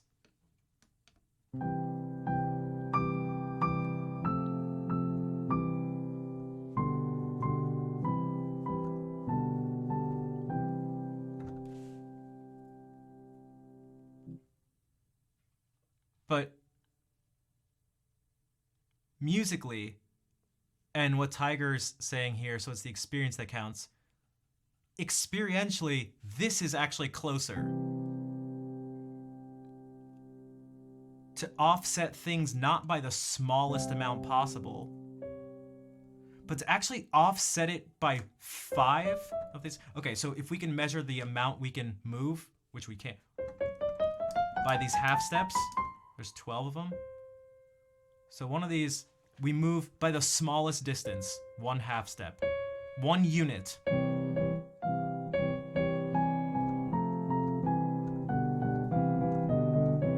Okay, moving by 1 unit in the physical world, in the objective world, you could,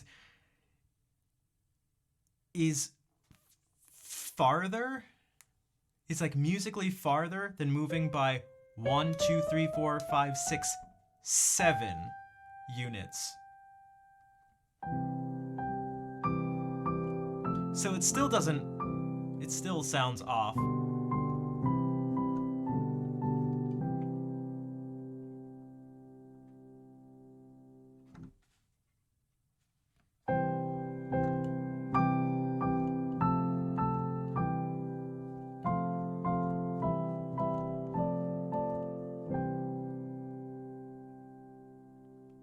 Maybe we can think about it like that. If we link them together, that will sound less disorienting, and that's closer to this than this.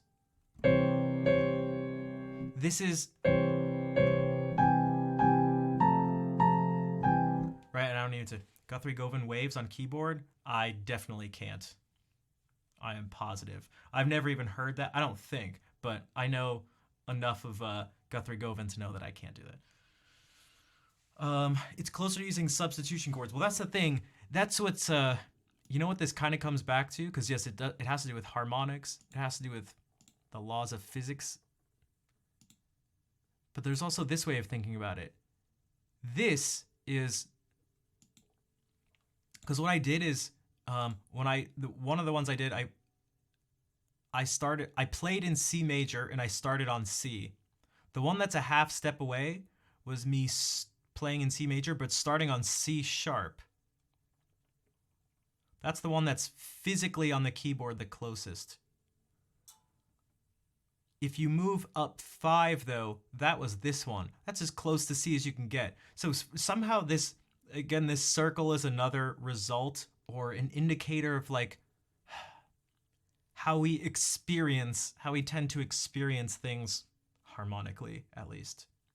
When we combine sounds. It's like somehow this is closer to this.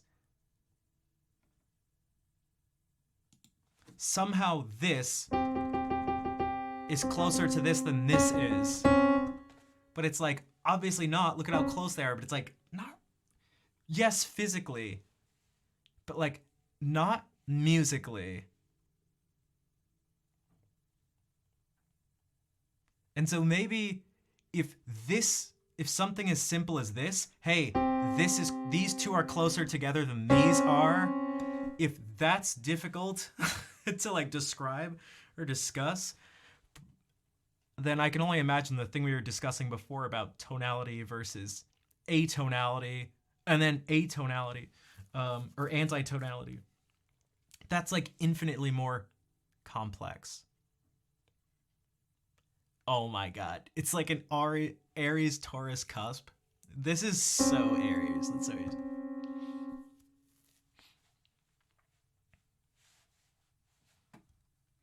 This just screams Sagittarius, by the way. So, something... When it comes to,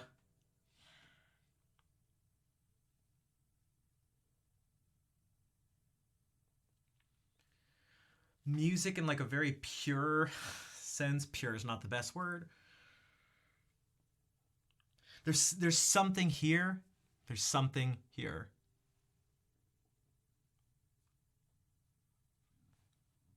That I think turns people off, and maybe aids in people rejecting where a lot of modern music went. Perhaps that's what it is. And it's like, if you're writing music that has a bunch of patterns and stuff,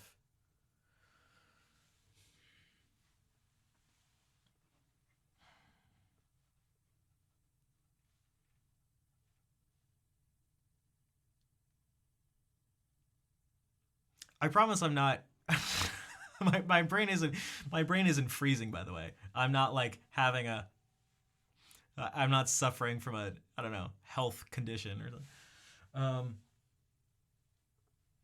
It's me preempting what I'm about to say with this one's saying something, you're hearing it out loud, and the other part's going, it already knows what this one's gonna say. They share thoughts, so this one's already stopping it in its tracks.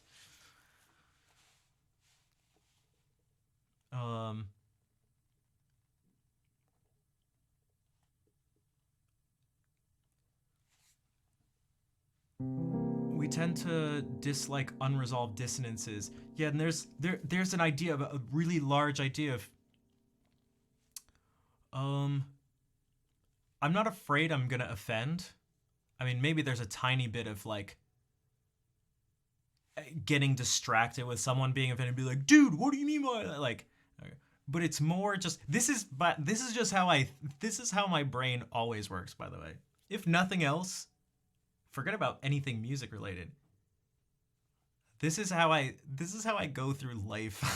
this is like all the time, every day, how I go through life. Does anybody else do this? Does anybody else's mind constantly do what I'm speaking out loud right now? Because I do this when the stream ends or whatever, and it doesn't stop.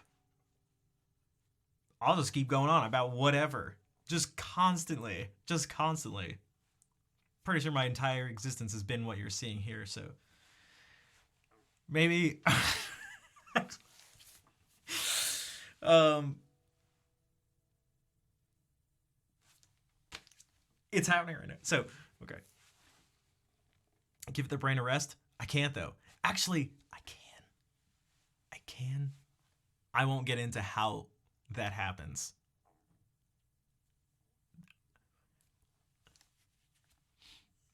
I've found ways.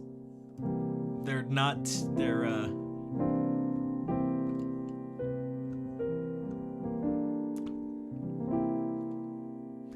ways. They're ways. Maybe not what you're thinking too, but also maybe some of the things you're thinking. There are ways to.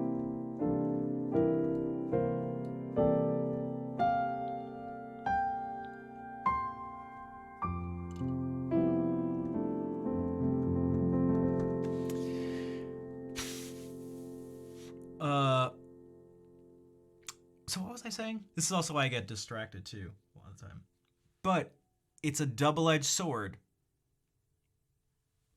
which we usually use that term sort of in the reverse direction, but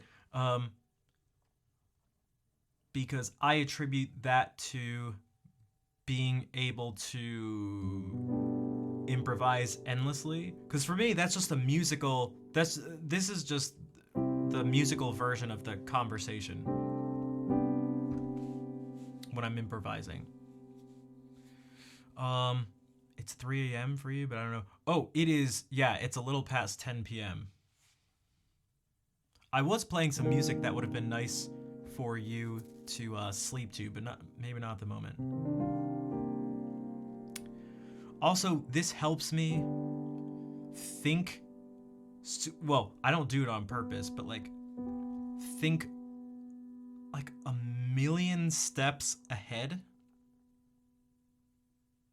But it takes me time to almost translate or decipher that. Usually I hear it happens in terms of arguments or discussions or something. Someone says something and I feel like my brain does this. It takes this point and all of a sudden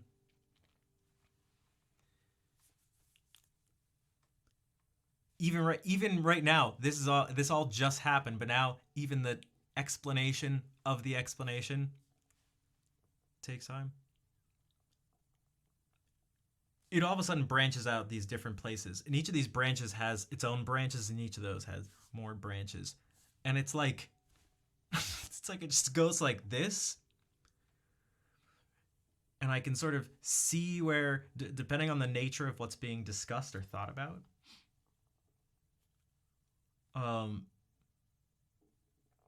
perhaps someone goes like, hey, this is something we should do. This is something we should do. This is a good idea. And it feels like my brain goes in one of those places, sees that this is gonna happen, and I go, whoa, we should not do that. We should not do that. And it's like, but why? It's like, oh, because and so then I have to almost like translate it to myself. Be like, oh man, like I need to put this into words. I need to like crystallize this idea, but it's almost like a feeling that like. So right now what you're witnessing is sort of like this, if we bring it to the music discussion again, it's like my brain has gone all these things, and there's something from here to there somewhere that's saying something about this disconnect between tonal and anti-tonal music, something like that. And it takes me doing this. You're just seeing it on stream. I usually do it off stream. You're seeing me try to retrace the steps my brain just sort of like did instantly. And that's really difficult to do. And sometimes you just like can't do it at all. Now the thing is, I think everyone actually kind of does this. I think everyone sort of does this. Watch me have a breakdown. It's not a breakdown. This is I'm just, cause I don't know. That's just how the stream is going tonight. I'm just letting myself sort of get distracted, cause I don't know. Who cares? Whatever.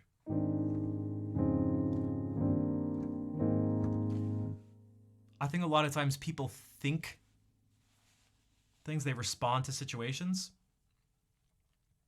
They focus on some aspect of a situation, particularly like confrontational ones, ones that aren't good. And what they do is, in the attempt to explain what they're feeling, someone sees something, they have a negative reaction to it, they attempt to put words to it and explain it. But it seems like it's no fault of their own or anything, or to any of us. It seems like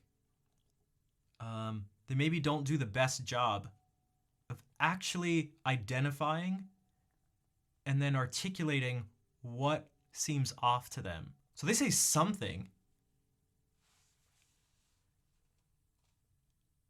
and it seems like a lot of the times what they're saying is not actually accurate. Not because what they feel is wrong, but their attempt to translate their feelings and thoughts ends up being wrong. So then you get someone, going to sleep with my voice behind. Okay, let me see if I can do. So then you get someone who sees the same situation and they focused on sort of something else, and they also have this feeling. And they attempt to describe it in some way, to describe just what their reaction was. And they also do a shitty job of doing that. And then the two people hear each other's responses about what they just saw, whatever the conflict is. And they've both just poorly described and inaccurately described their own reactions to it. And each person now hears this improper reaction, this improper description. So then the person goes, well, you're wrong, because what they said actually is wrong. Not because what they're feeling is wrong. They're like feeling what's right, but they said it. They didn't actually say it right. And that's all the other people know, because we don't know what each other, thinking and feeling. So it's like, you're an idiot and you're dumb and wrong because what you said is idiotic and dumb and wrong. But you're right and you're fine. And then the person goes, no, you're actually an idiot and dumb and wrong because they said actually is idiotic and dumb and wrong. But that's because they did the same thing where they just poorly described what was going on inside them, because we're a mystery to ourselves. And Twitter.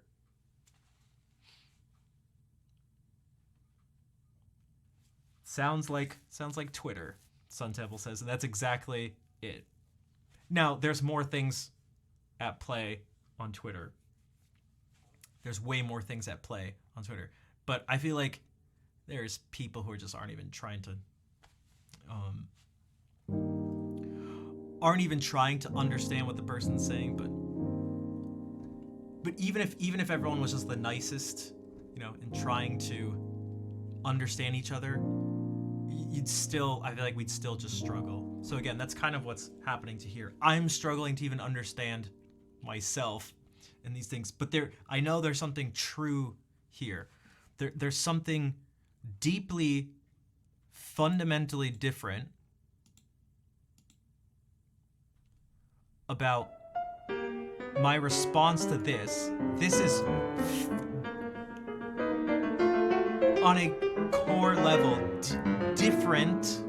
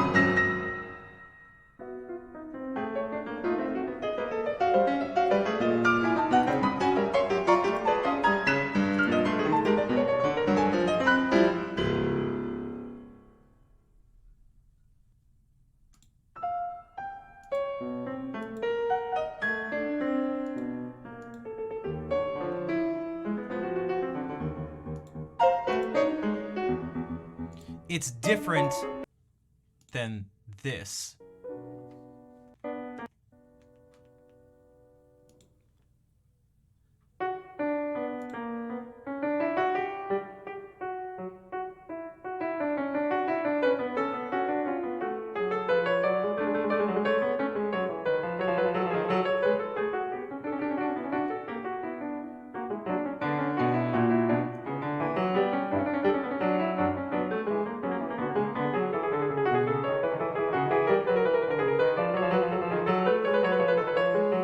Actually, I have an even better example. Let's do this.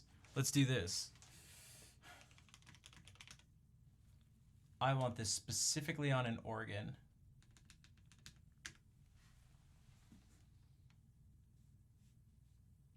See, but that's the trick, Tiger. That's the trap. That's the trap.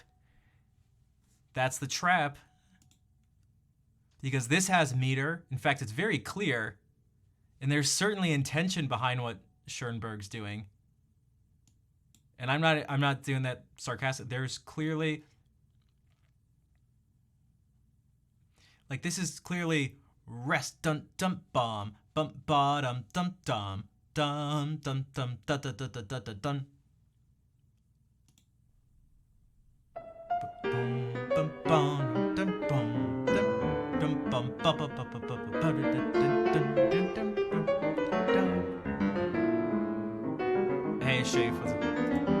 This is, and that's one of the things that my brain would do. That would be an example. It's like, oh, well, there's meter and intent.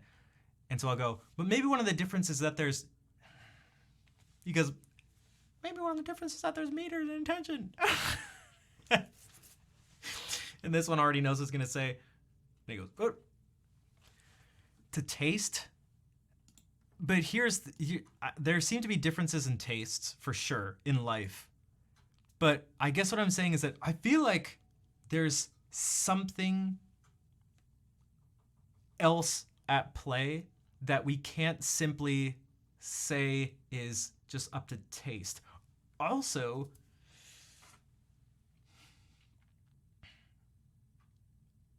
there can, okay.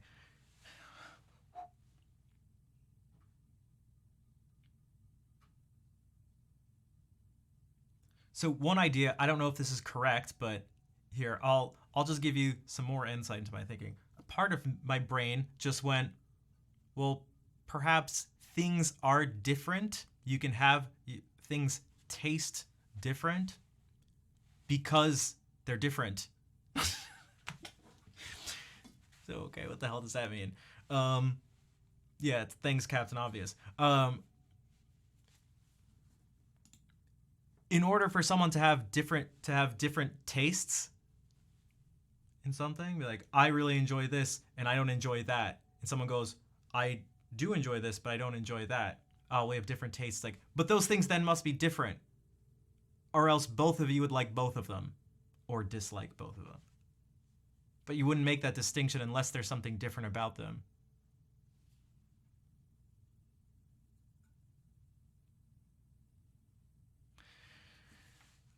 So basically what we've uncovered is that cherries and lemons taste differently.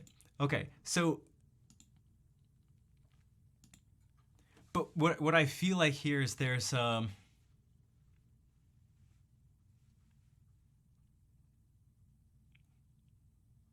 don't care so much about the people's tastes, including my own, at least in this discussion at the moment, or at least when it comes to this stuff. Because you could, for one, I don't think it's sufficient to uncover everything that there is to uncover. What's the difference between this stuff? It's like, oh, well, things are different and people like different stuff. It's like, does that really describe it? Does it really describe it? That was a cop. Yeah, I mean, cop-out's not, that's like because cop-out comes with negative connotations, but I guess that's part of what I'm getting at. Because I do think there's something, you could say that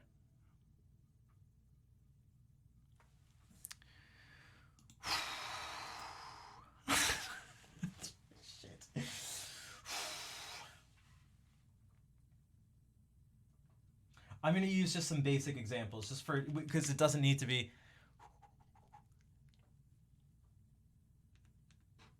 Let's just do this. We're just going to keep it simple. We're going to keep it kind of simple.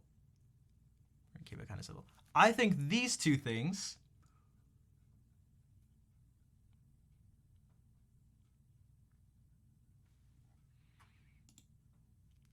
okay, this don't worry. This is just don't worry. This is a constant occurrence. This is just a daily occurrence. All right. This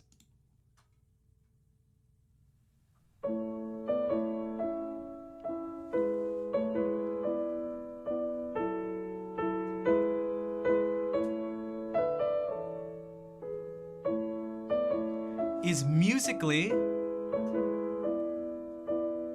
closer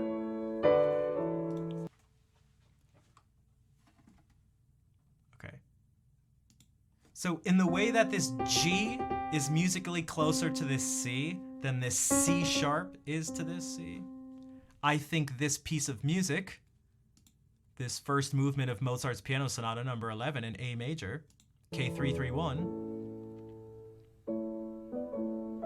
although it's on the piano, for example,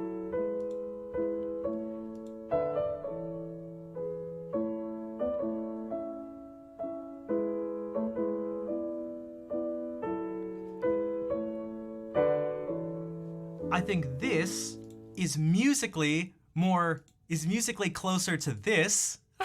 It's musically closer to this.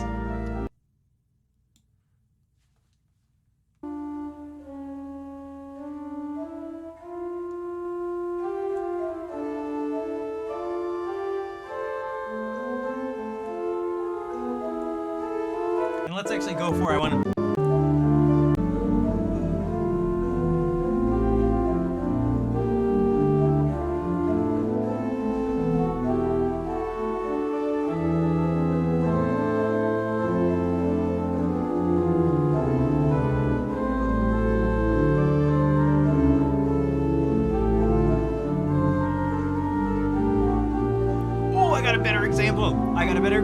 I got a better example.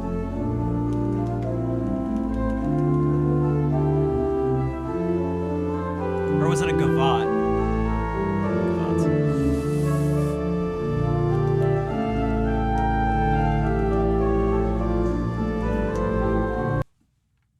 Okay, this gavotte on a piano.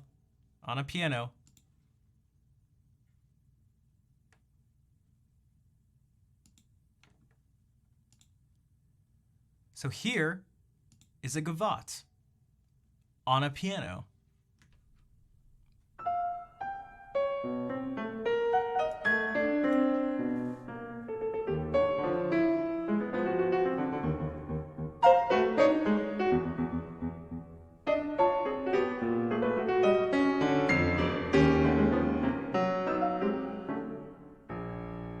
On the face of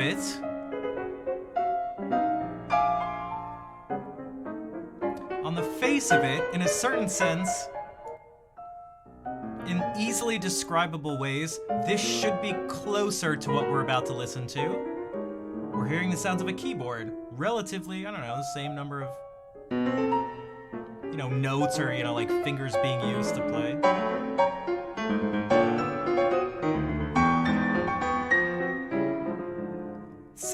We're about to listen to two pieces that are relatively the same musical range, too. But let's listen, okay.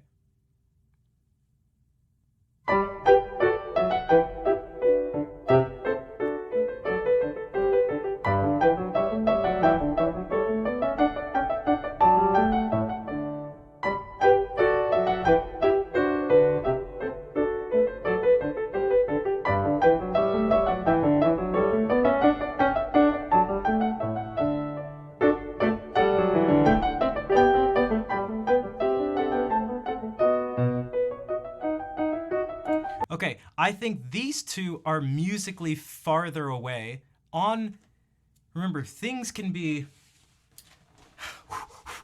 let me just do one at a time. It's farther away then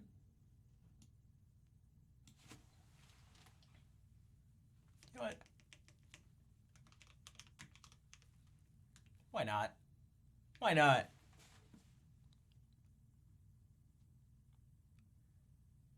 I think this is closer to what we just watched.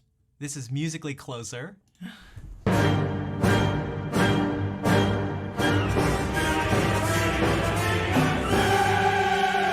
that gavotte.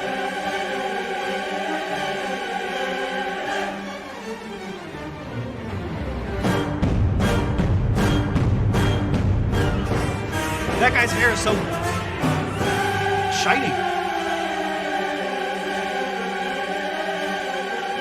Okay, I think there's a level on which this is closer to this. Then this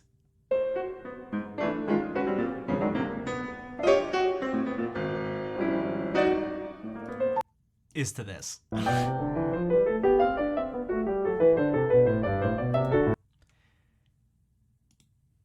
And that's the thing that I've struggled to identify. And I think most people, if not like everyone, has too. And like, there's like the tonality thing, but it's like, what, yeah, but what about it? What about it?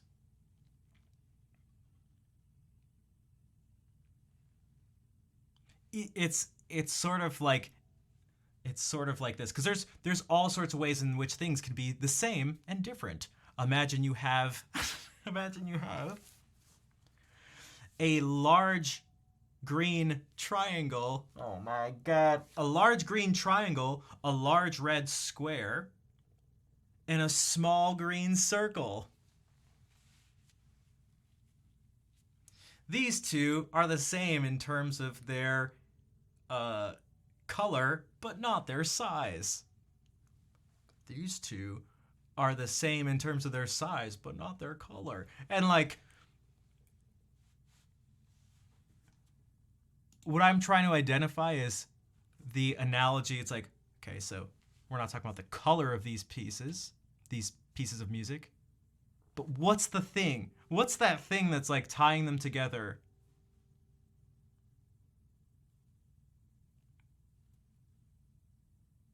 What does this lack that so many people dislike? Because it's not intention, it's not meter, it's not genius or something. You know, it's. And you can't even say that it's chaotic, because it's actually super systematic in what it is. But maybe it's not. It's annoying. Well, that's the thing. So it's like,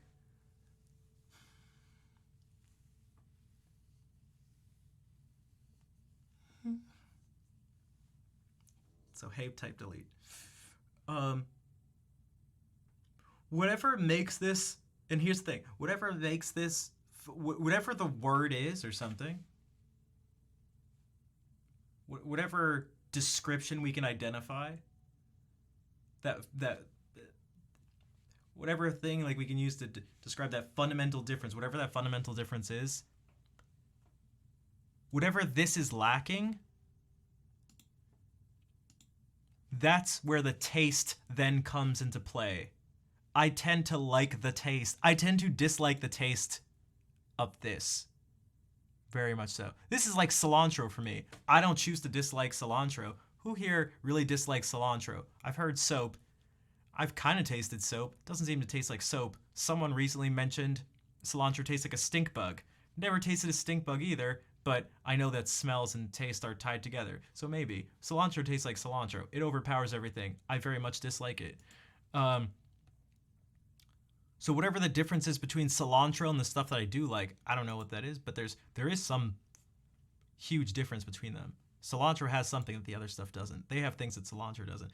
This is missing something that all the music I like has.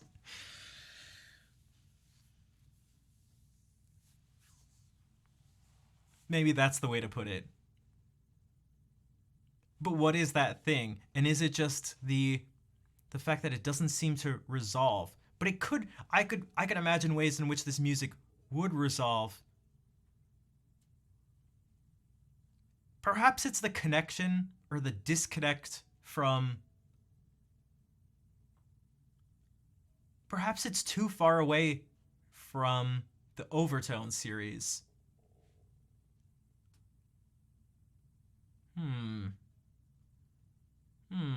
Right now, this voice is pretty quiet. This one just said something, and this voice is pretty quiet. It's like, it's so used to being like, well, actually, is it that simple? Not that simple, but is that just what it is? Because again, Vol, you had mentioned that before, but is that the core thing? That this music has just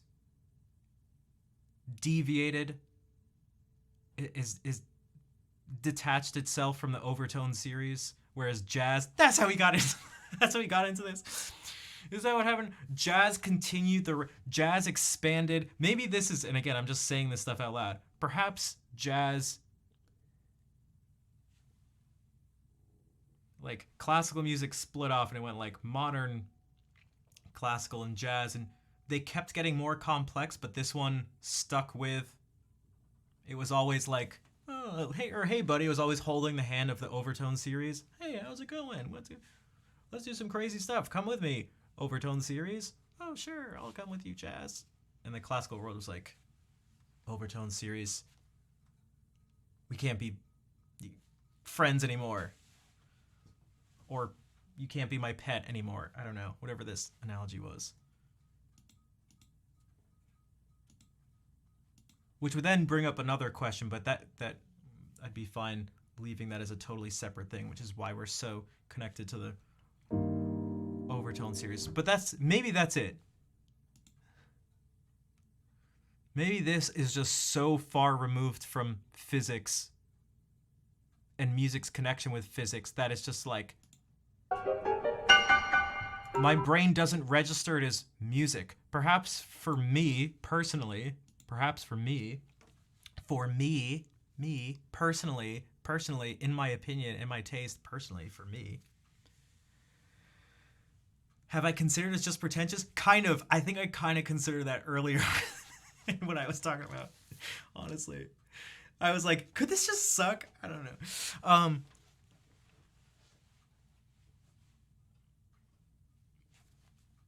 But I didn't want to leave it at that, because that would also be different from, that also wouldn't be, that'd be on the same level of being like, it's just about taste. It's like, I actually don't want to, that doesn't get to, my brain did this, it went there, I'm trying to find what that is.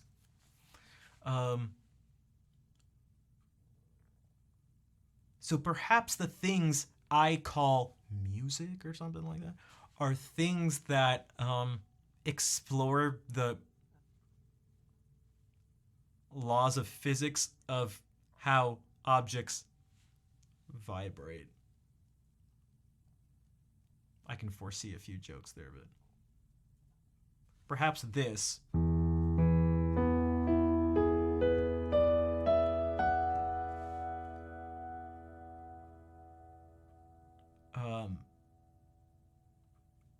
Perhaps that is like the most core thing for me, like its deepest level. When I think of music, when that word comes up, when the idea that word represents, maybe it's like closely tied to this than anything else for me.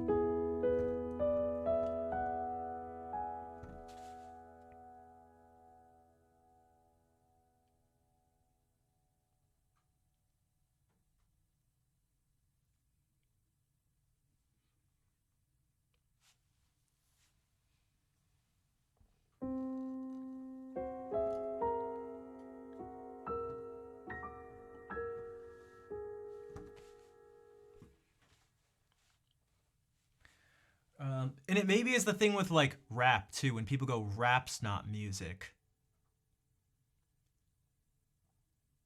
perhaps that's what they're getting at. Maybe this is just another example of what I was talking about before, where people have a feeling and they do a shitty job of articulating, or of identifying and then articulating what that is. Perhaps someone, without realizing it, goes, the focus of this is not, the focus of this rap and hip-hop degeneracy is not on the Western classical ideas of such and such. Okay. So therefore it's not music, because music to them has always been this certain thing. And when this is music, what I'm hearing now, they have this. They like this when it comes to sound. Listening to sound for enjoyment, for entertainment purposes. This is sound for entertainment purposes. They go, that's music.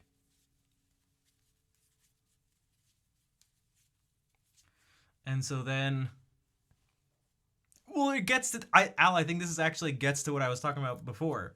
So this, that's music. Then they see this.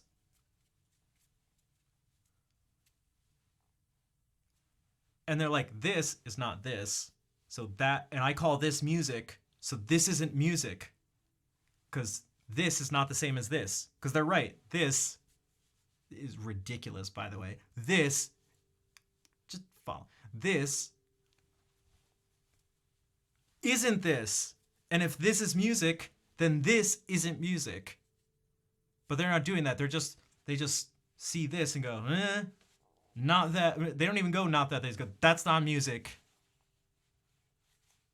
I'm imagining that's like really what's happening. I don't care what a person actually says. I don't care about people's words. It's not. And so then when people see this, I go, hey guys, I'm about to play you some music. And when I say that, you hear music. This is music. This is the word that is music. It hits your ears. It goes into this, through these wires, through all this stuff, gets transferred through the internet.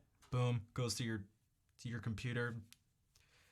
Signals get translated. Boom, into sound, goes into your ears. You hear music, and all of a sudden you have an idea. And you have an idea, and it probably doesn't include this. But, well,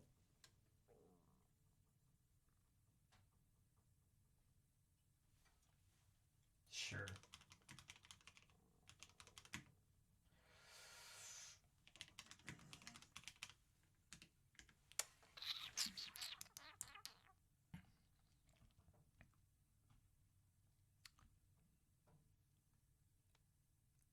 One second.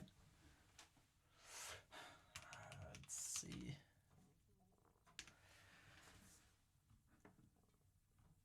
Come on.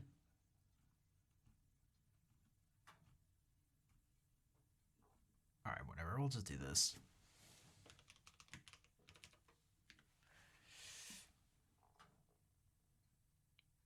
But see, I don't even think this is going to be what I'm looking for. How long have I been playing? Music in general? My whole life. My whole life. I mean, this is the classic.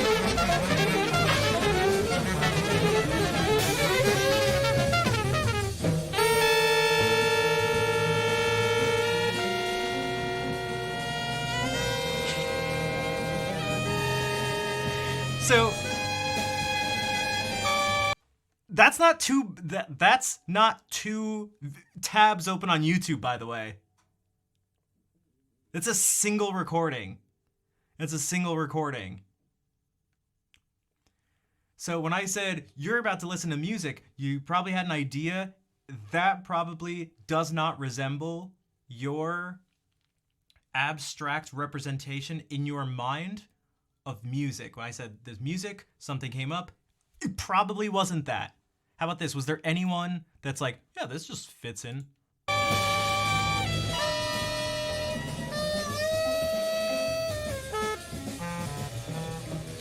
Bonsoir, Benimaru.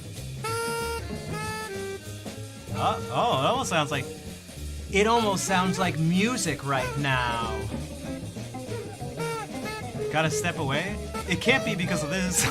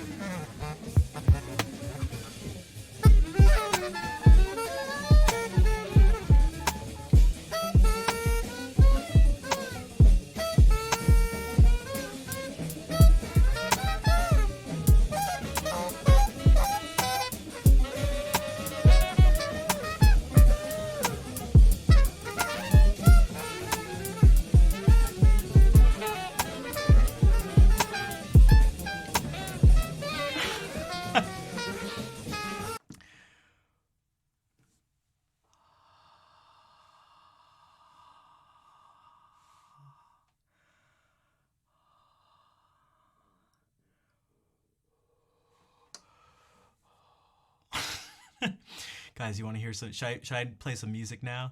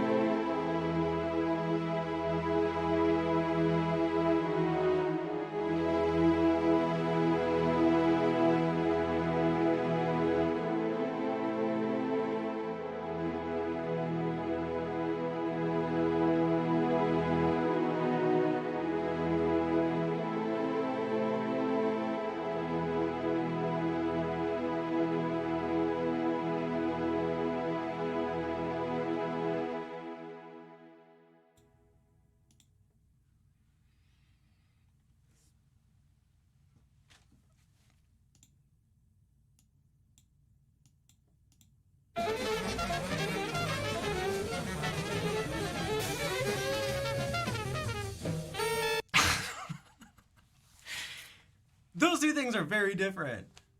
What's up, Brent? Yeah, you get.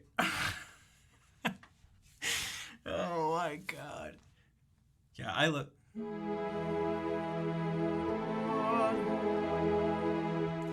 know, it's. Except that always makes you want to go.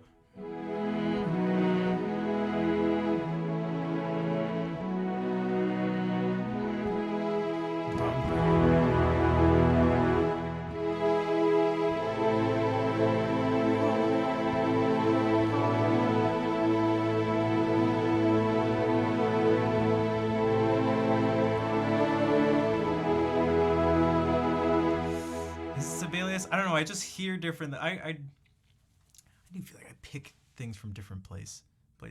Alban Berg inspired piece. Wait, which one?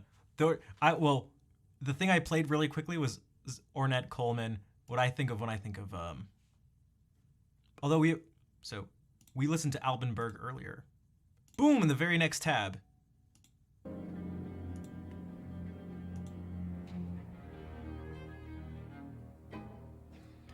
It's been like at least 2 hours of an attempt to describe the difference between oh man, there's just too many tabs.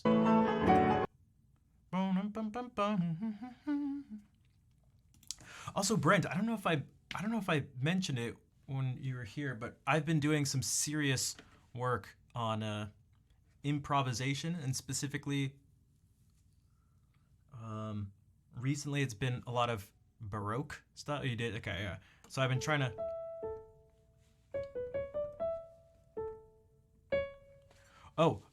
it's been specifically I've been trying to pick out things that I see or hear in Bach's music.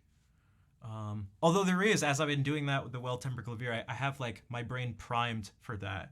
So like it could be something like this. I have this document that it has all sorts of things, but there's this section on things by Bach. So certain movements, really common ones like this that we see. As straightforward as that is, that's like a little move.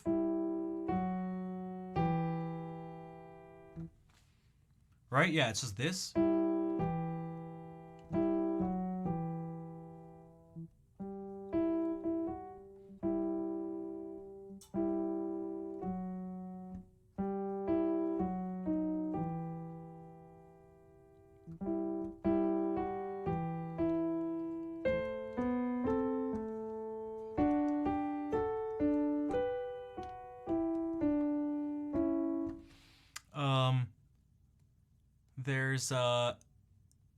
There's these movements of this bass movement, which you definitely heard.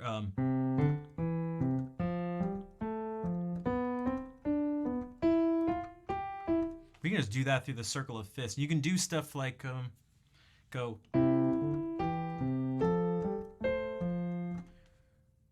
Just set that as the pattern. I'm gonna start here.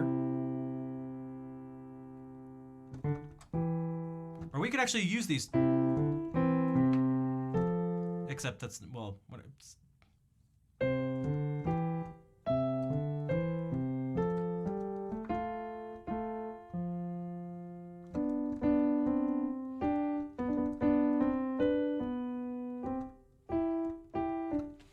And just try to, it's just like see what you can do with that pattern. There's different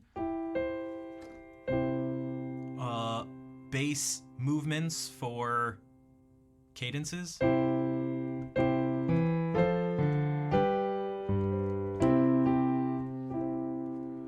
Again, not with... Unfortunately, I can't think so much about voice leading at the moment, although I feel like it does pop in at certain points, but that's... and so it's like using this to try to...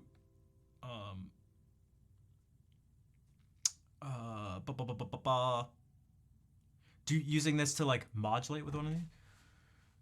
Alternates root position harmonies with inversions. So, well, what if we...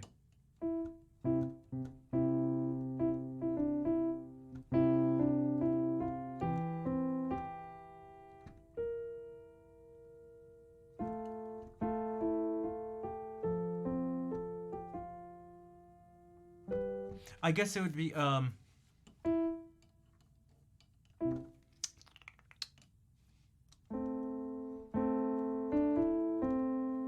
maybe like, no, I'm still thinking in root position.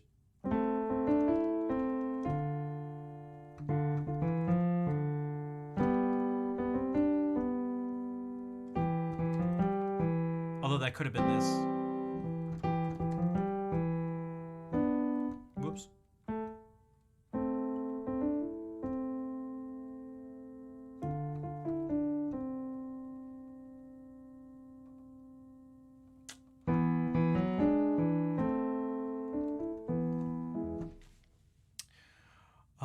But I'm trying to like what you so okay. C F B the bass would be C A F.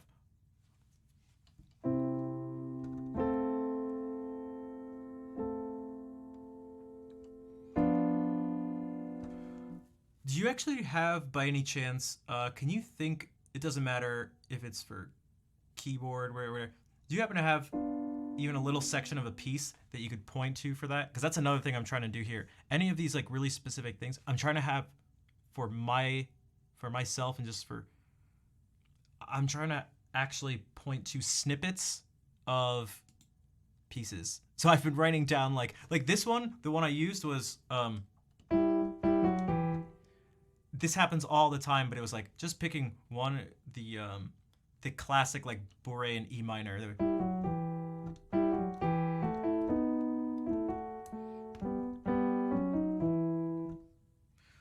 So I'm trying to like think of all these, get as many examples of these things. But what was one of the ones? Like I have this here from the Fourth Invention.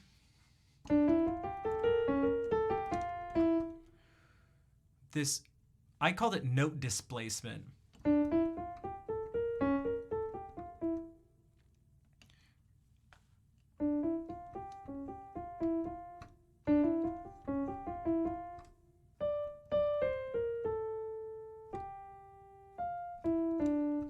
That one.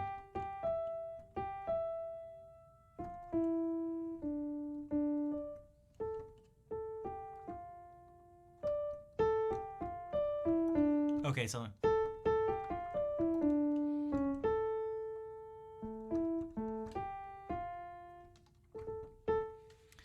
also the people who aren't Brent, do you can you see what I mean?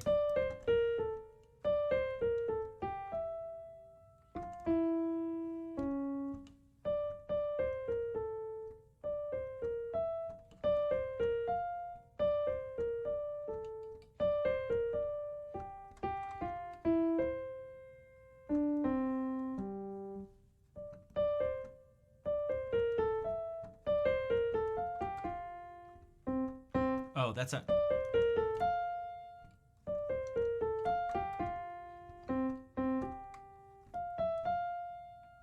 Instead of going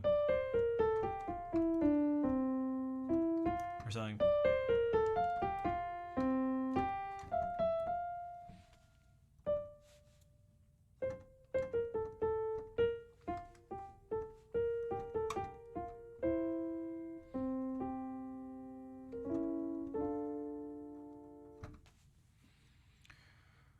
How's it past 11 already?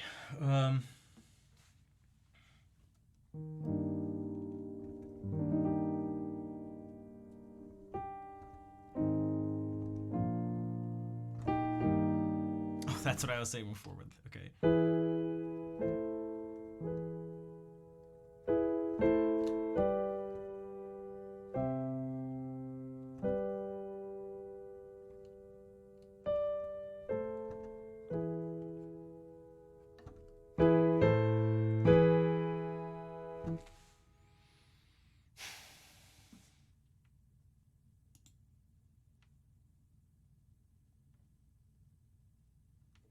I should probably head out.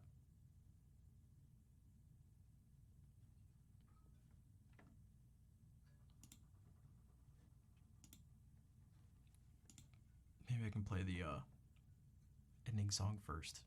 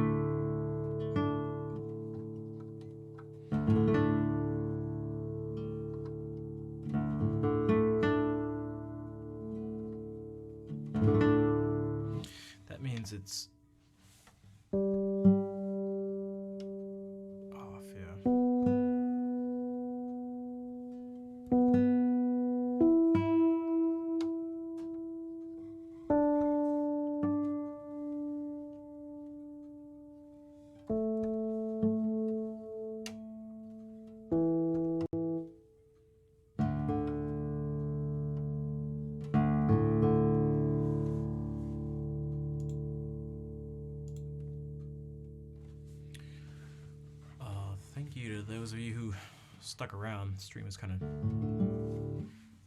crazy.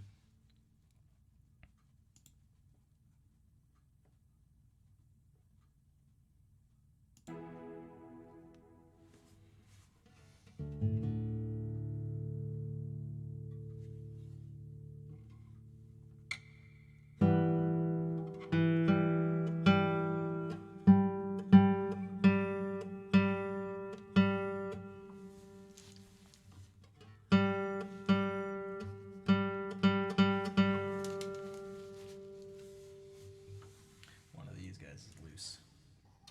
He's running amok.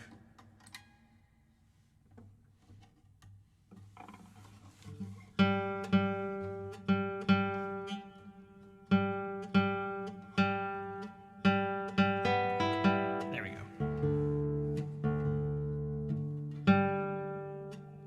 I'll have to do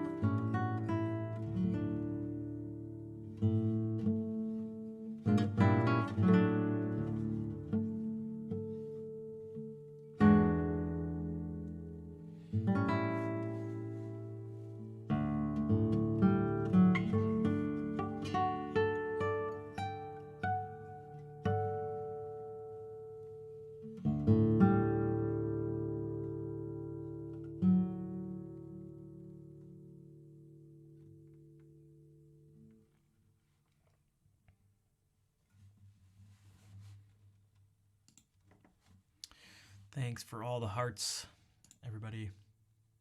Also, you're welcome. Welcome for what? I thought of ending this in a purposely obnoxiously dissonant way, which is based off to go along with the theme of the second half of the stream, but I was like, I'm not gonna do that.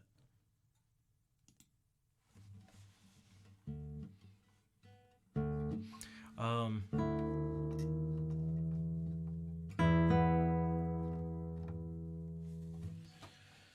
yeah. So thank you all for hanging out. I'm going to find someone to raid. I will say, if anyone here enjoyed the stream or would like to help support, if you could subscribe, donate, cheer, anything like that, it'd be super helpful. To give you an idea, today we had 2 subs and 100 bits, so not the most profitable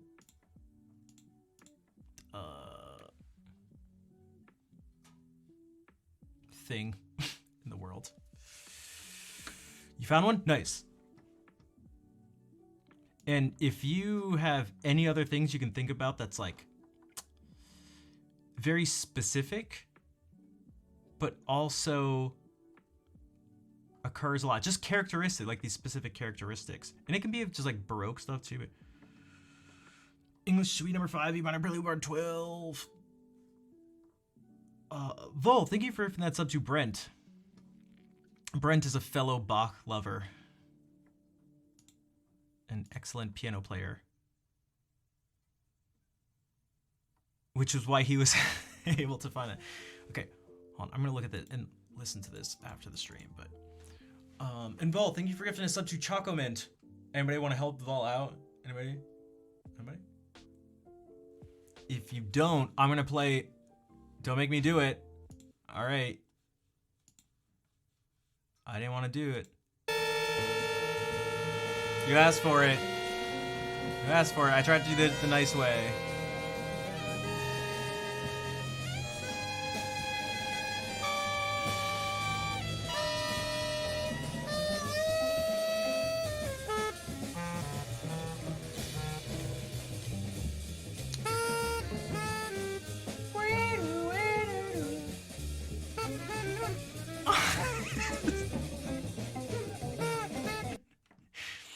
What?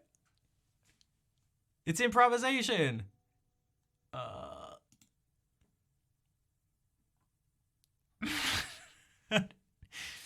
It's too. Isn't it? I thought it was two different.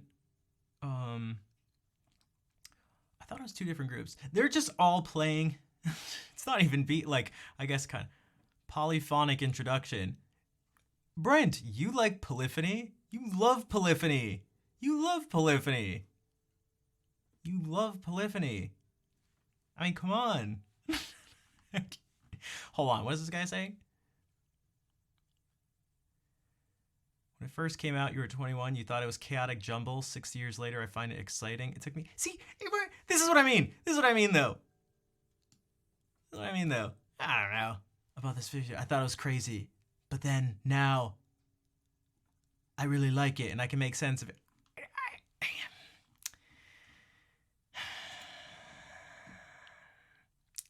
I think they're lying. I think they're lying to themselves. I think they're lying to themselves.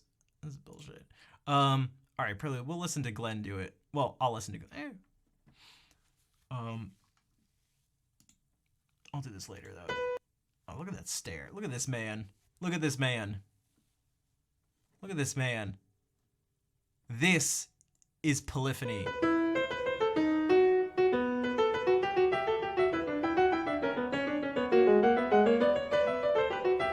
That's polyphony, god damn it.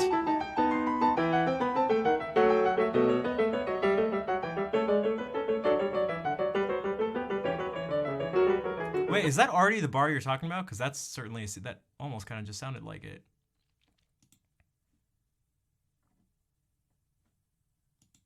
No, not yet. Okay, a sequence of some sort. Next one. You know what? God damn it. All right, we're just going to do it. We're just going to do it. I'm just going to look real quickly. All right.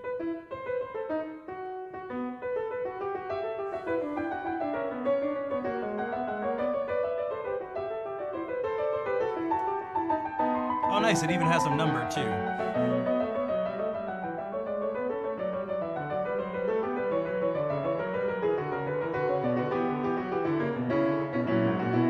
This is so sick. Does it work? Okay, I was going to say, I was like, oh, it kind of sounded like it. I need to look.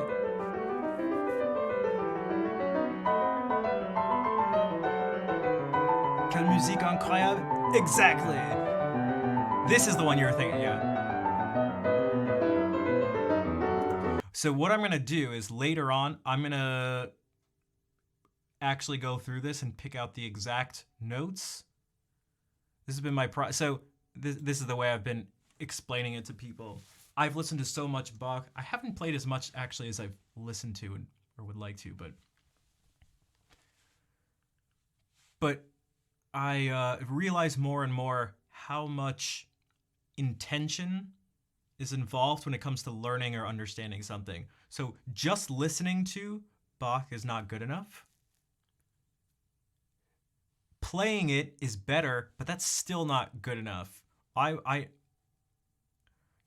need to like actually, at least for me, I don't know about other people, but it's like, for me, I need to actually look and not just kind of go, hey, this is a sequence.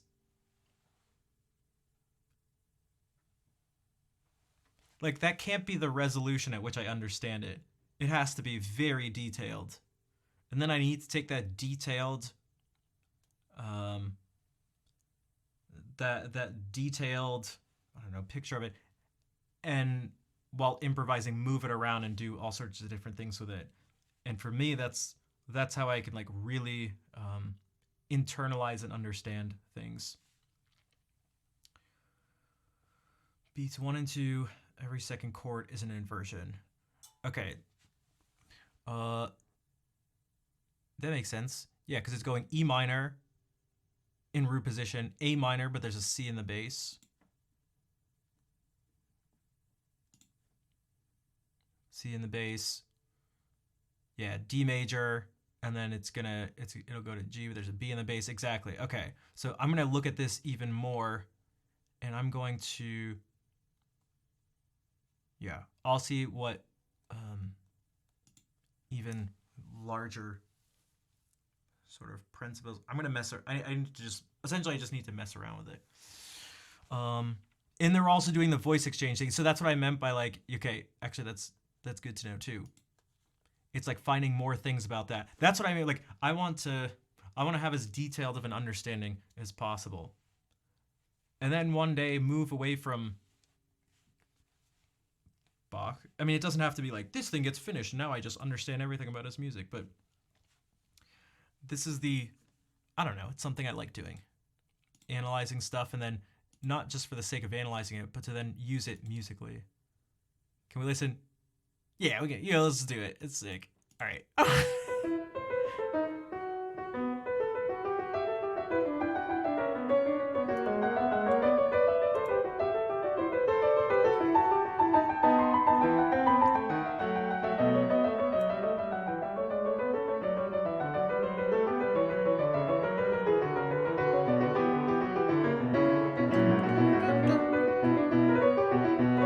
I love those.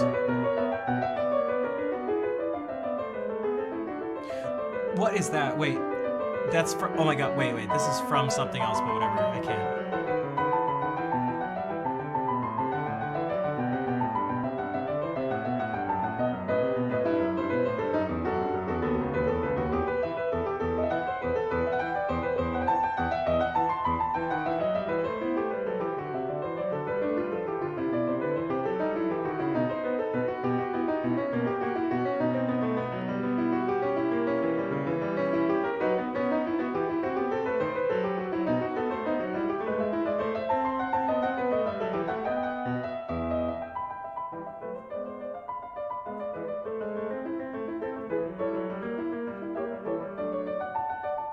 Switching of voices as they go through a sequence.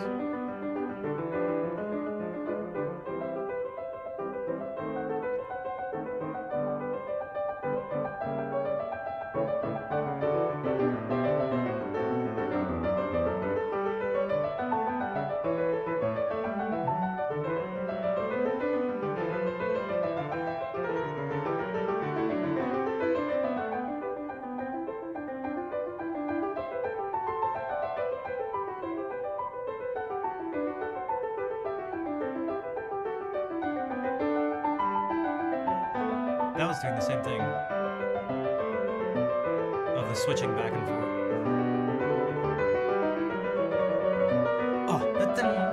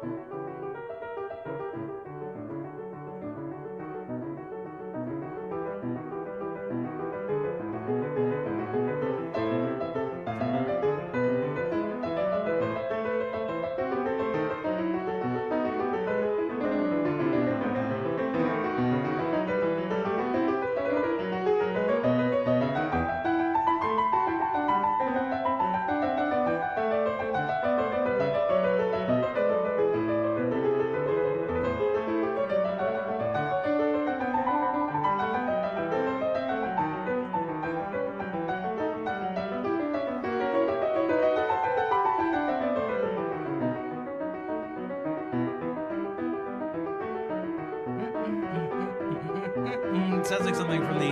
Am I thinking of the French overture? I think that's what I was thinking in that earlier part too.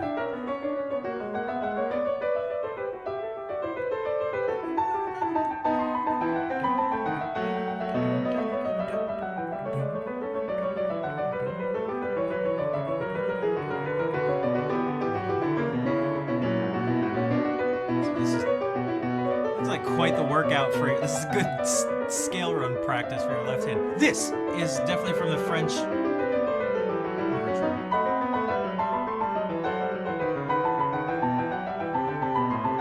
Get another one of these sequences.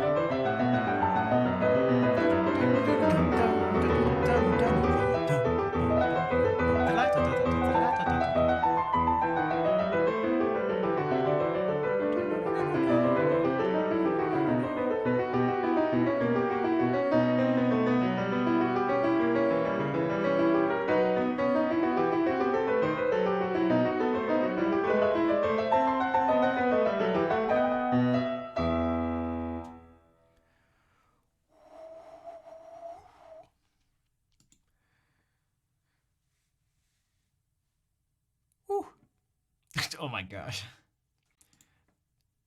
You know, at this point, okay. You are welcome. Thank you. I'm gonna look into this more.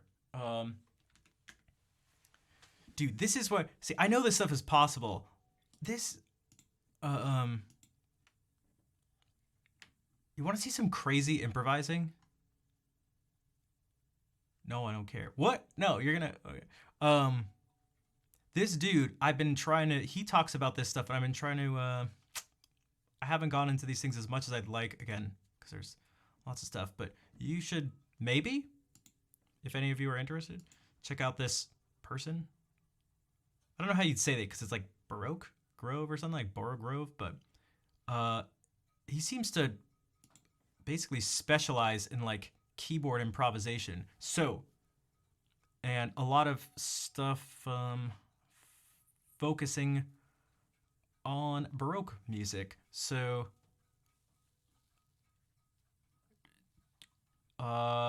let's see, an improvised fugue.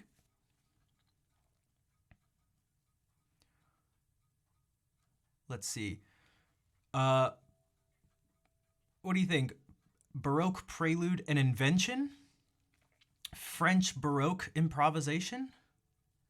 Short improvised, blurry polyphonic improvisation, piano. Evening polyphonic Baroque improv. Mini improvised Baroque invention. We'll go back to fugue if you have. Okay, we'll go to the first one. So it says little fugue improvisation. It's 5.5 minutes? How little is this fugue? How little is this fugue?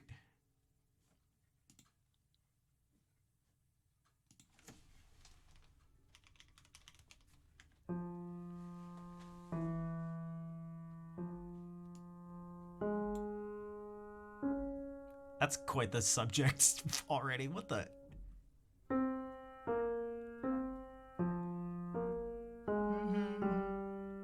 I wouldn't even be able to remember.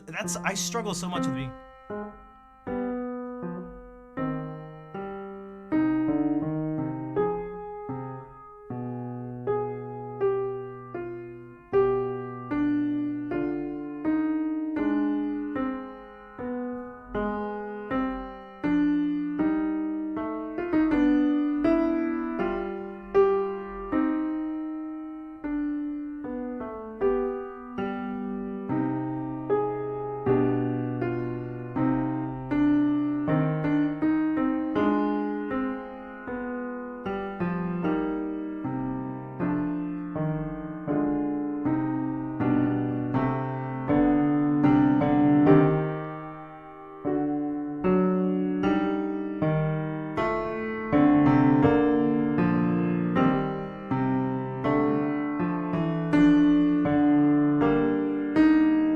He really wanted to keep that voice in the left hand.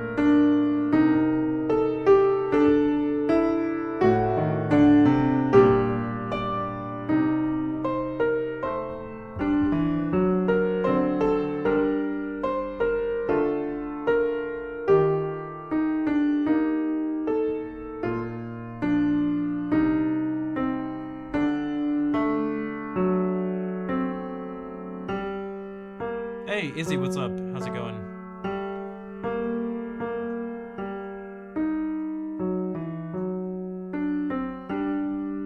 Okay, I thought you might like this. Dude, I'm like... His channel is Boro Grove?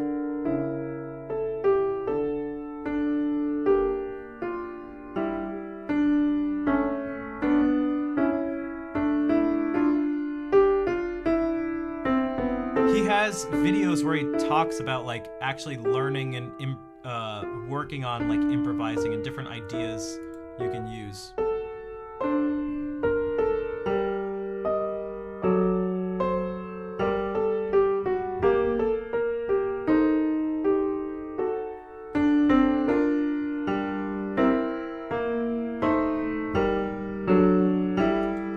Just chilling, I got you.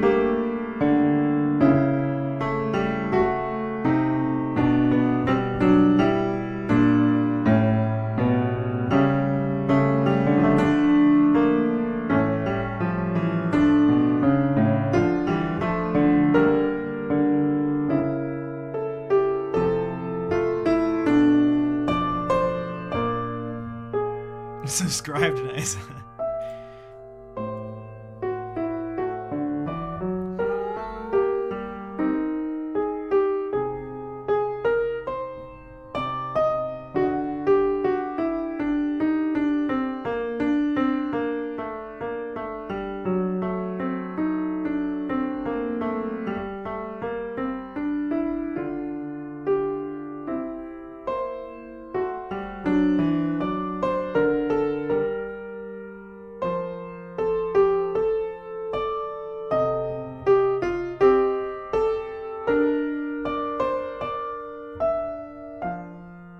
Right? It's so like it is so there was maybe a couple places where it's like I don't think so. But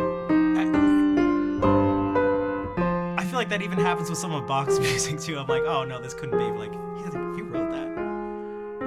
But it's so okay, well, definitely not that, but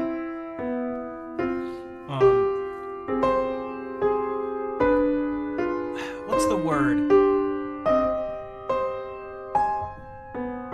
It's so not authentic, but like it doesn't sound like someone doing an impression of Baroque music.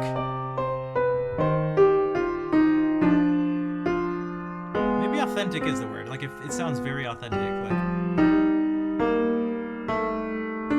I wouldn't have expected that, Boder. Yes, yeah, I actually like that. Super stylistically accurate. And there's some other ones, like I know you can appreciate these slow things, especially because it's a fugue, but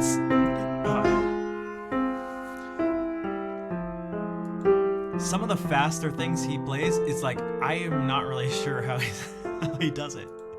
But then it just makes me think of what someone like Bach or Mozart or something, like what those, it's like, oh, they could have definitely done that then. They must have been nuts.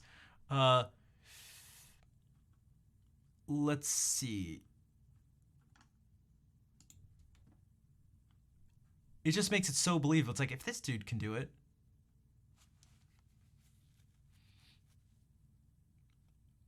French Baroque improvised variations. What about this? What if we move? I want to just... You have. I didn't realize I had heard about him, but I went through a bunch of his stuff and picked out some...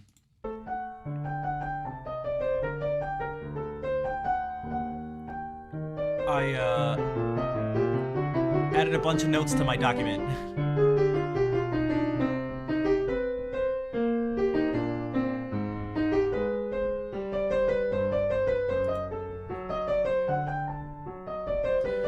I'm hoping...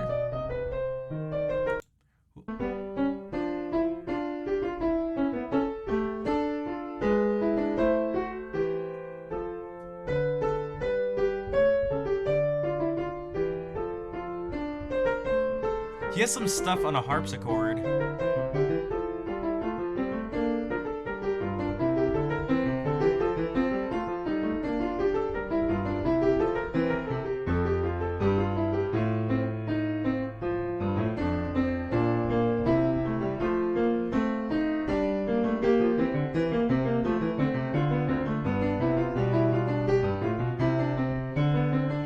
Oh damn, shots fired.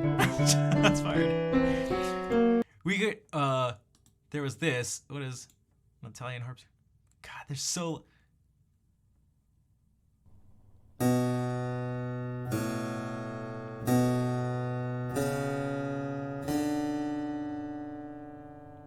I want something. Hey.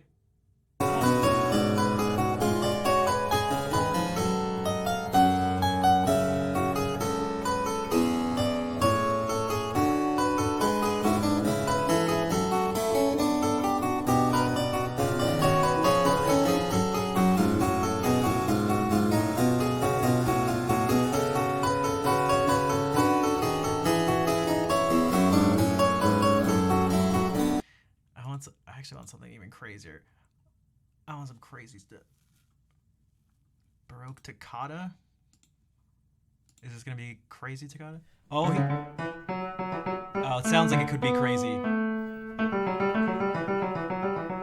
He's not about to do that in imitation.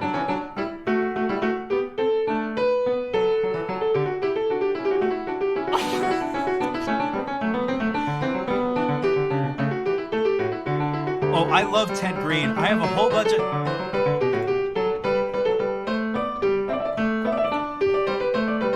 This is all Ted Green stuff. This is ridiculous.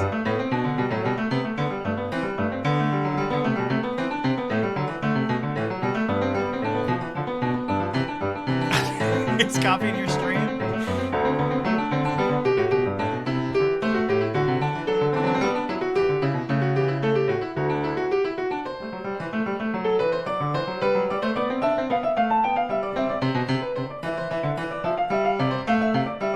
This is crazy.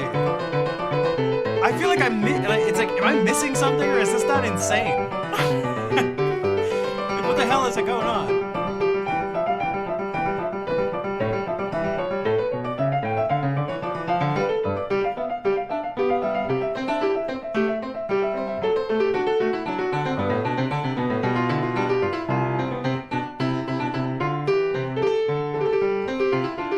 I'm super impressed by the ability to hang on to motives.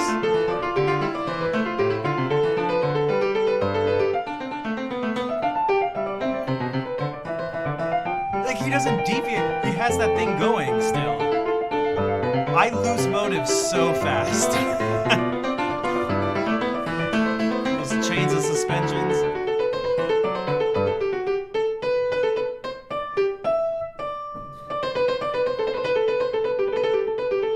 I can't remember that.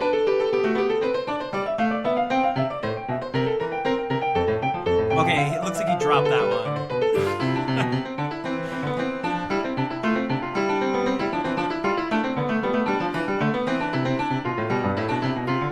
Hold on.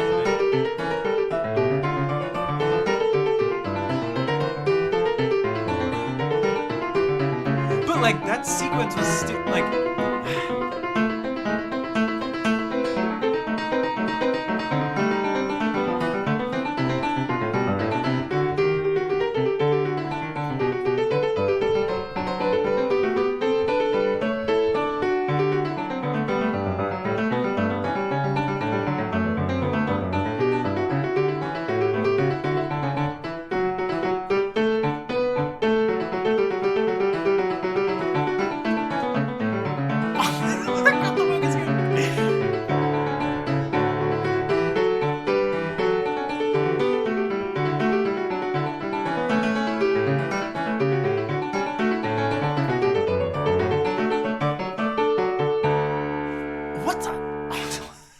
Hell, dude. What the? That's what I mean, Rowan. Hey, like, what the hell? What the? What the hell? bad but fast improvisation. Okay. Let's see bad but fast.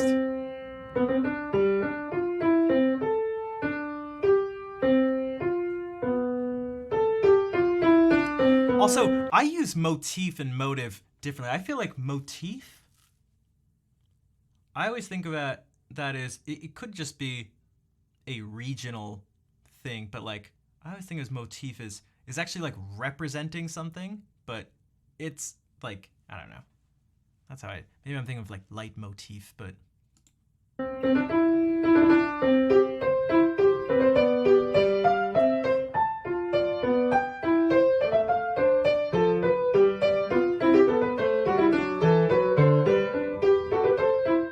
I've always just said motive. I don't know. It's this, yeah.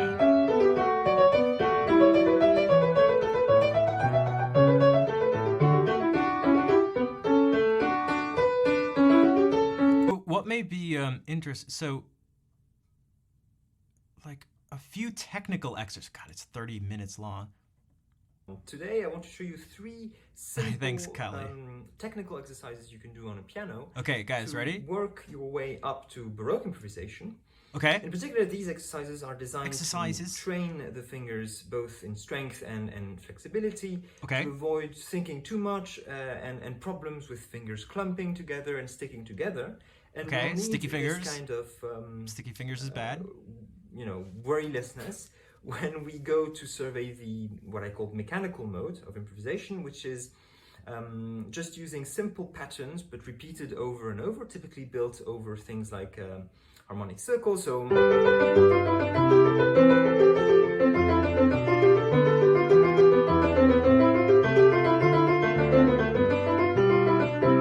I mean, that was it's that simple. Well, I mean, he did that. Okay, Jesus. That was the example.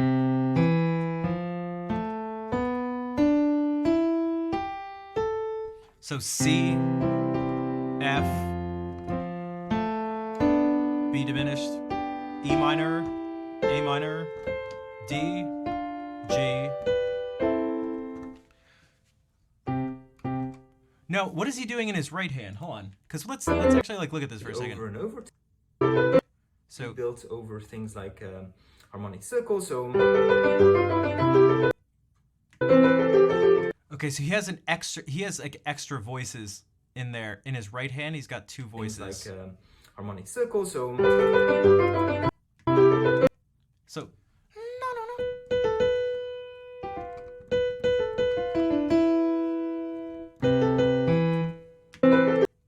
over things like harmonic circles. So okay, so he's starting on the 5.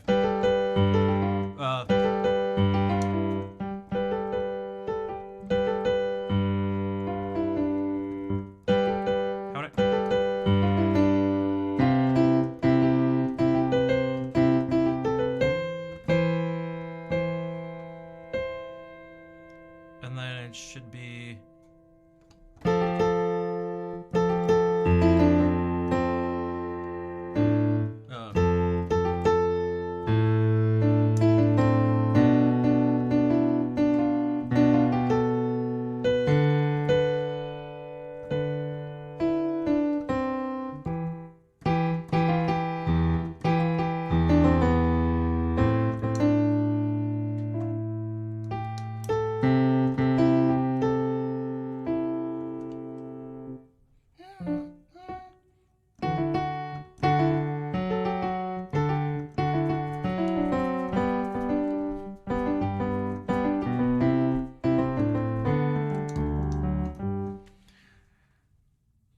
I like that little button.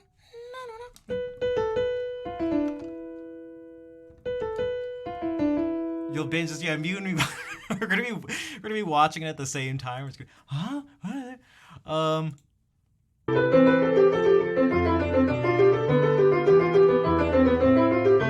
Oh, he's doing. C'est trop beau, so French. That's the thing. Yeah, I think so too, Callie. And this isn't even Bach. This is just, he's just making this stuff up. But I like that.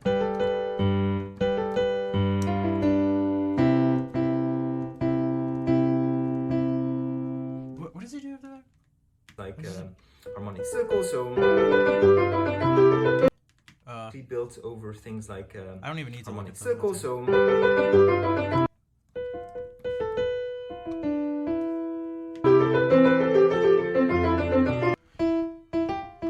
Oh.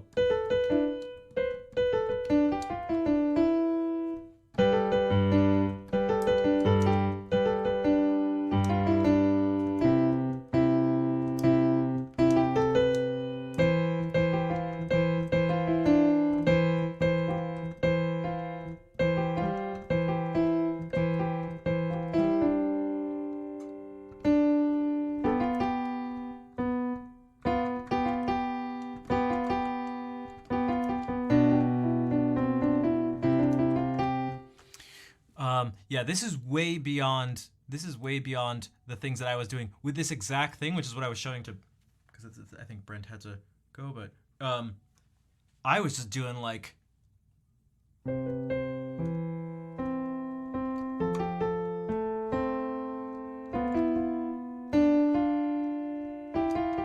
we should actually keep.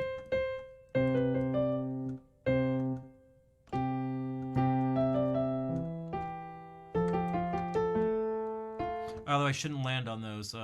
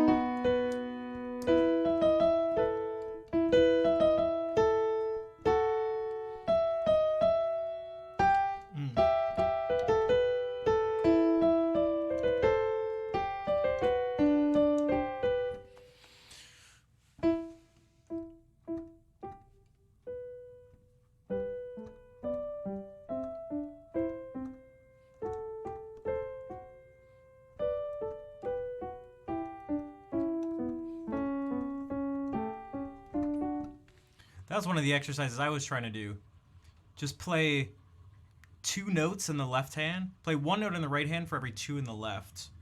I'll separate them a bunch. Like.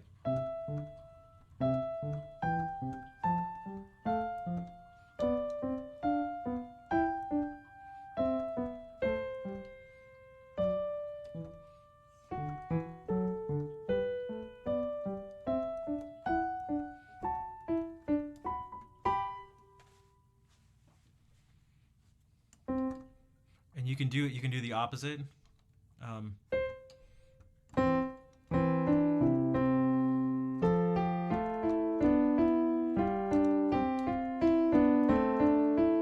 already moved away from it.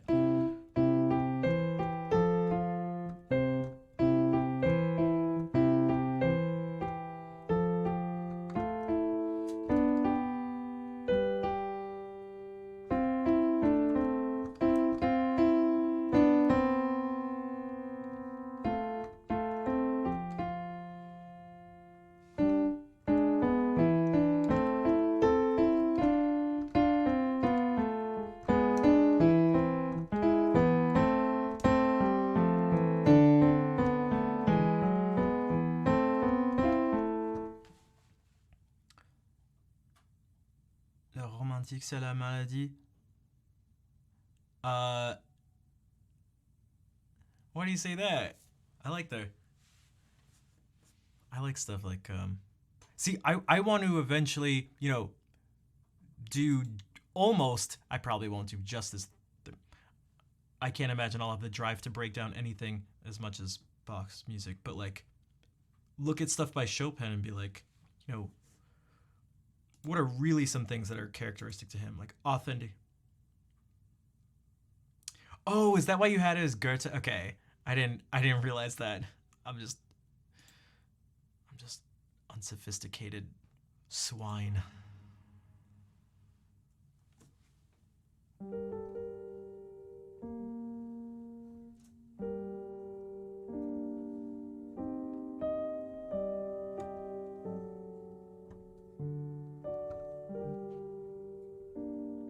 This, I can't really force it though, because right now I have Baroque in my mind.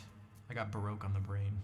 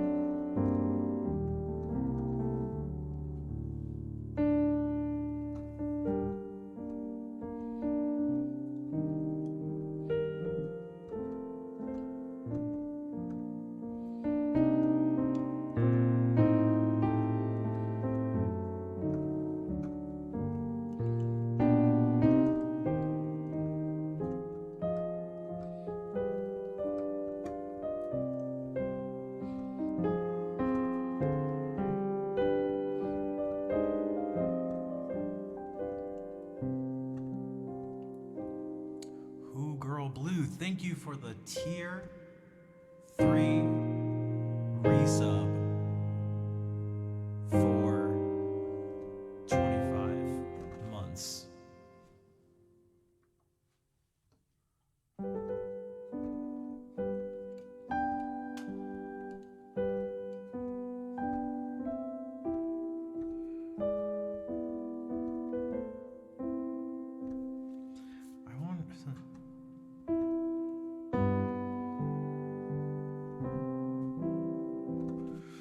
What was the name? I was just making it up. Here are some things I can tell you I was thinking about. I want it to be in threes and have it go bass, chord, chord, bass, chord, chord, bass, chord, chord, bass, chord. Have the melody be lyrical, which is pretty general thing, but maybe accent some dissonant notes or non-chord tones.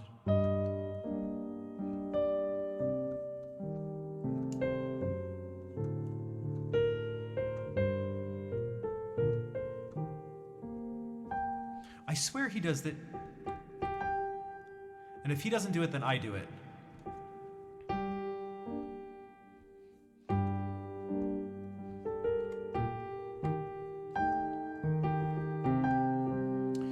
You know France?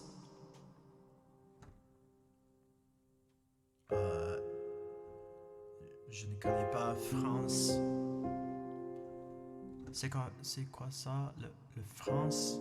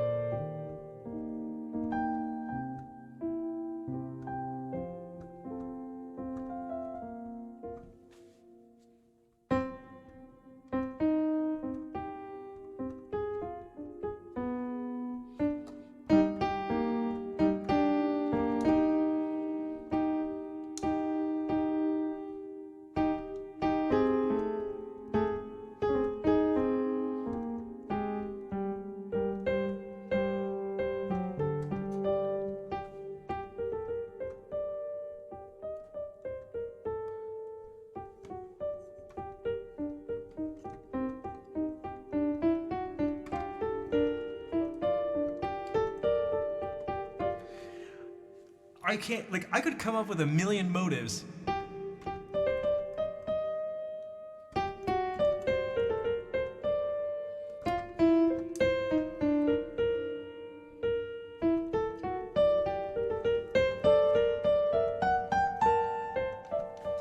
But then that's the...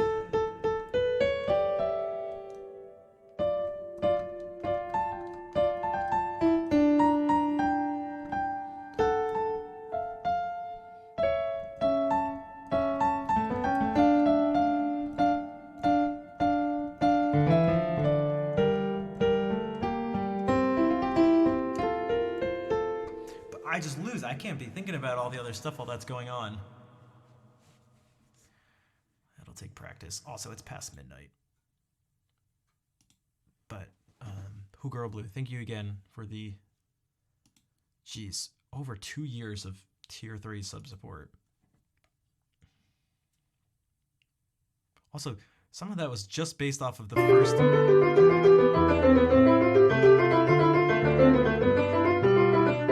Something like this, for instance. Something you don't like want this. Your fingers to be sticking, or you don't want to think too much. Don't want sticky because fingers. it's supposed to be simple, right?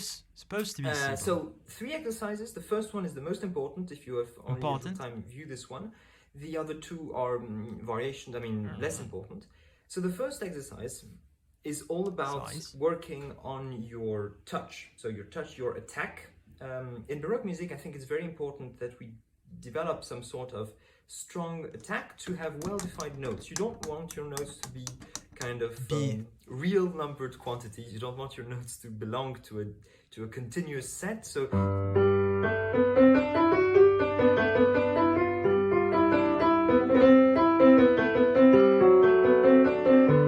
this is what I would call the example of a continuous set, because you worry about dynamics, you worry about stuff like this. It's good to be able to do this if you want, but to practice Baroque music, I think you should be able to do... He's not making this up, by the way. This is... Right, something really precise, where the notes are defined and they have equal length. A bit like a harpsichord, because I think it's only good. It's not only good from a stylistic point of view. Dude, Bach is so sick. Okay, sorry. If you do this, not always, but but also it's. Oh, if only Brent was here. I can't remember what that's from. Does anybody know what that's from? Think about less stuff. If you think about dynamics, it does occupy a certain portion of your working mind, and so maybe just by playing notes that are very strict like this, very simple in their style, It helps you Is that from the focus on what is important. C minor partita? How do you practice number this? 2? Well, you're going to take a scale, for instance, C major, right? Okay. And you don't have to take... Okay, this is not a major scale. You don't have to take a more complicated scale. Just take an easy one at first. So C, okay, I love Oh it. my god, what is happening outside? Anyways, I don't know. I don't want to love know. it. Just one hand, and you practice attacking. So first, very slow. Exaggerate the attack of every note. So this might depend on your physical keyboard, if it's computerized, or whether you have nails or not. You can also work on this because it's not only about damn it. the physical attack. It's also about your intention. So you need to work on yes the physical thing. So, but even if you have even if I have nails. Oh, if I have a full on a instrument. computer keyboard, and you can play on computer. If you have a VST, right, you can play on a computer keyboard. Even this, you can attack, and of course, it's not going to be detected. But the intention of maybe cutting each note. I think this is important, but I'm thinking more about patterns at the moment. But whatever. I can't. This video is 30 minutes long, and this is just one of a million. Okay, goddamn, I need to head out. Let me find someone to raid.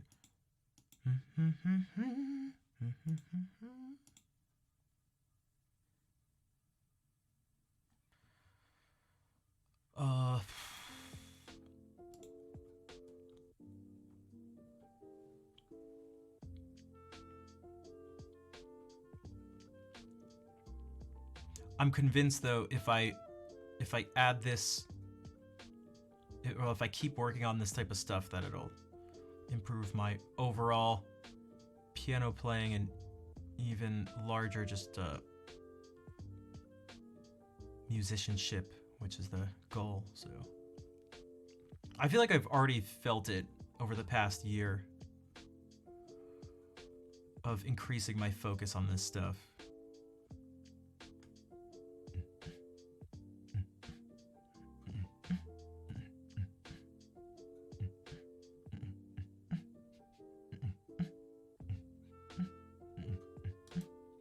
We were gonna raid Wax last stream, but he ended up heading out because we took forever. So we'll raid him this stream. I wonder if he's planning on going to TwitchCon. Copy that raid call. Thank you very much, Fair.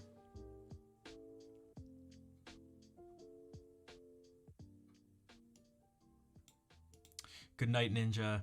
I saw you sort of only come in towards the end of the stream, but maybe you were lurking before. But if not, I hope you enjoyed the little bit of the Baroque improv stuff.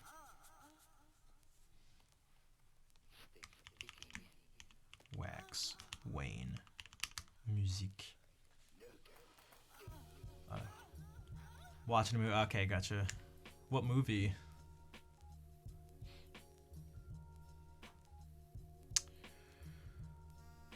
Thanks, Ninja. The third Hobbit movie, cool. Oh yeah, so maybe it went kind of late.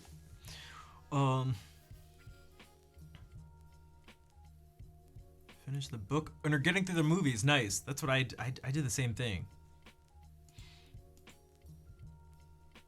Took me a while to read the book, but I wanted to do it before the movies. You know what's funny? I actually read The Hobbit when I was in France. I have that connection with it. That was one of the books I brought. But, okay. Thank you, everyone, for hanging out. I'll be back Sunday. I hope to see you then. In the meantime, let us say hello to Wax. And, yeah. Hope you all have a nice weekend. Take care.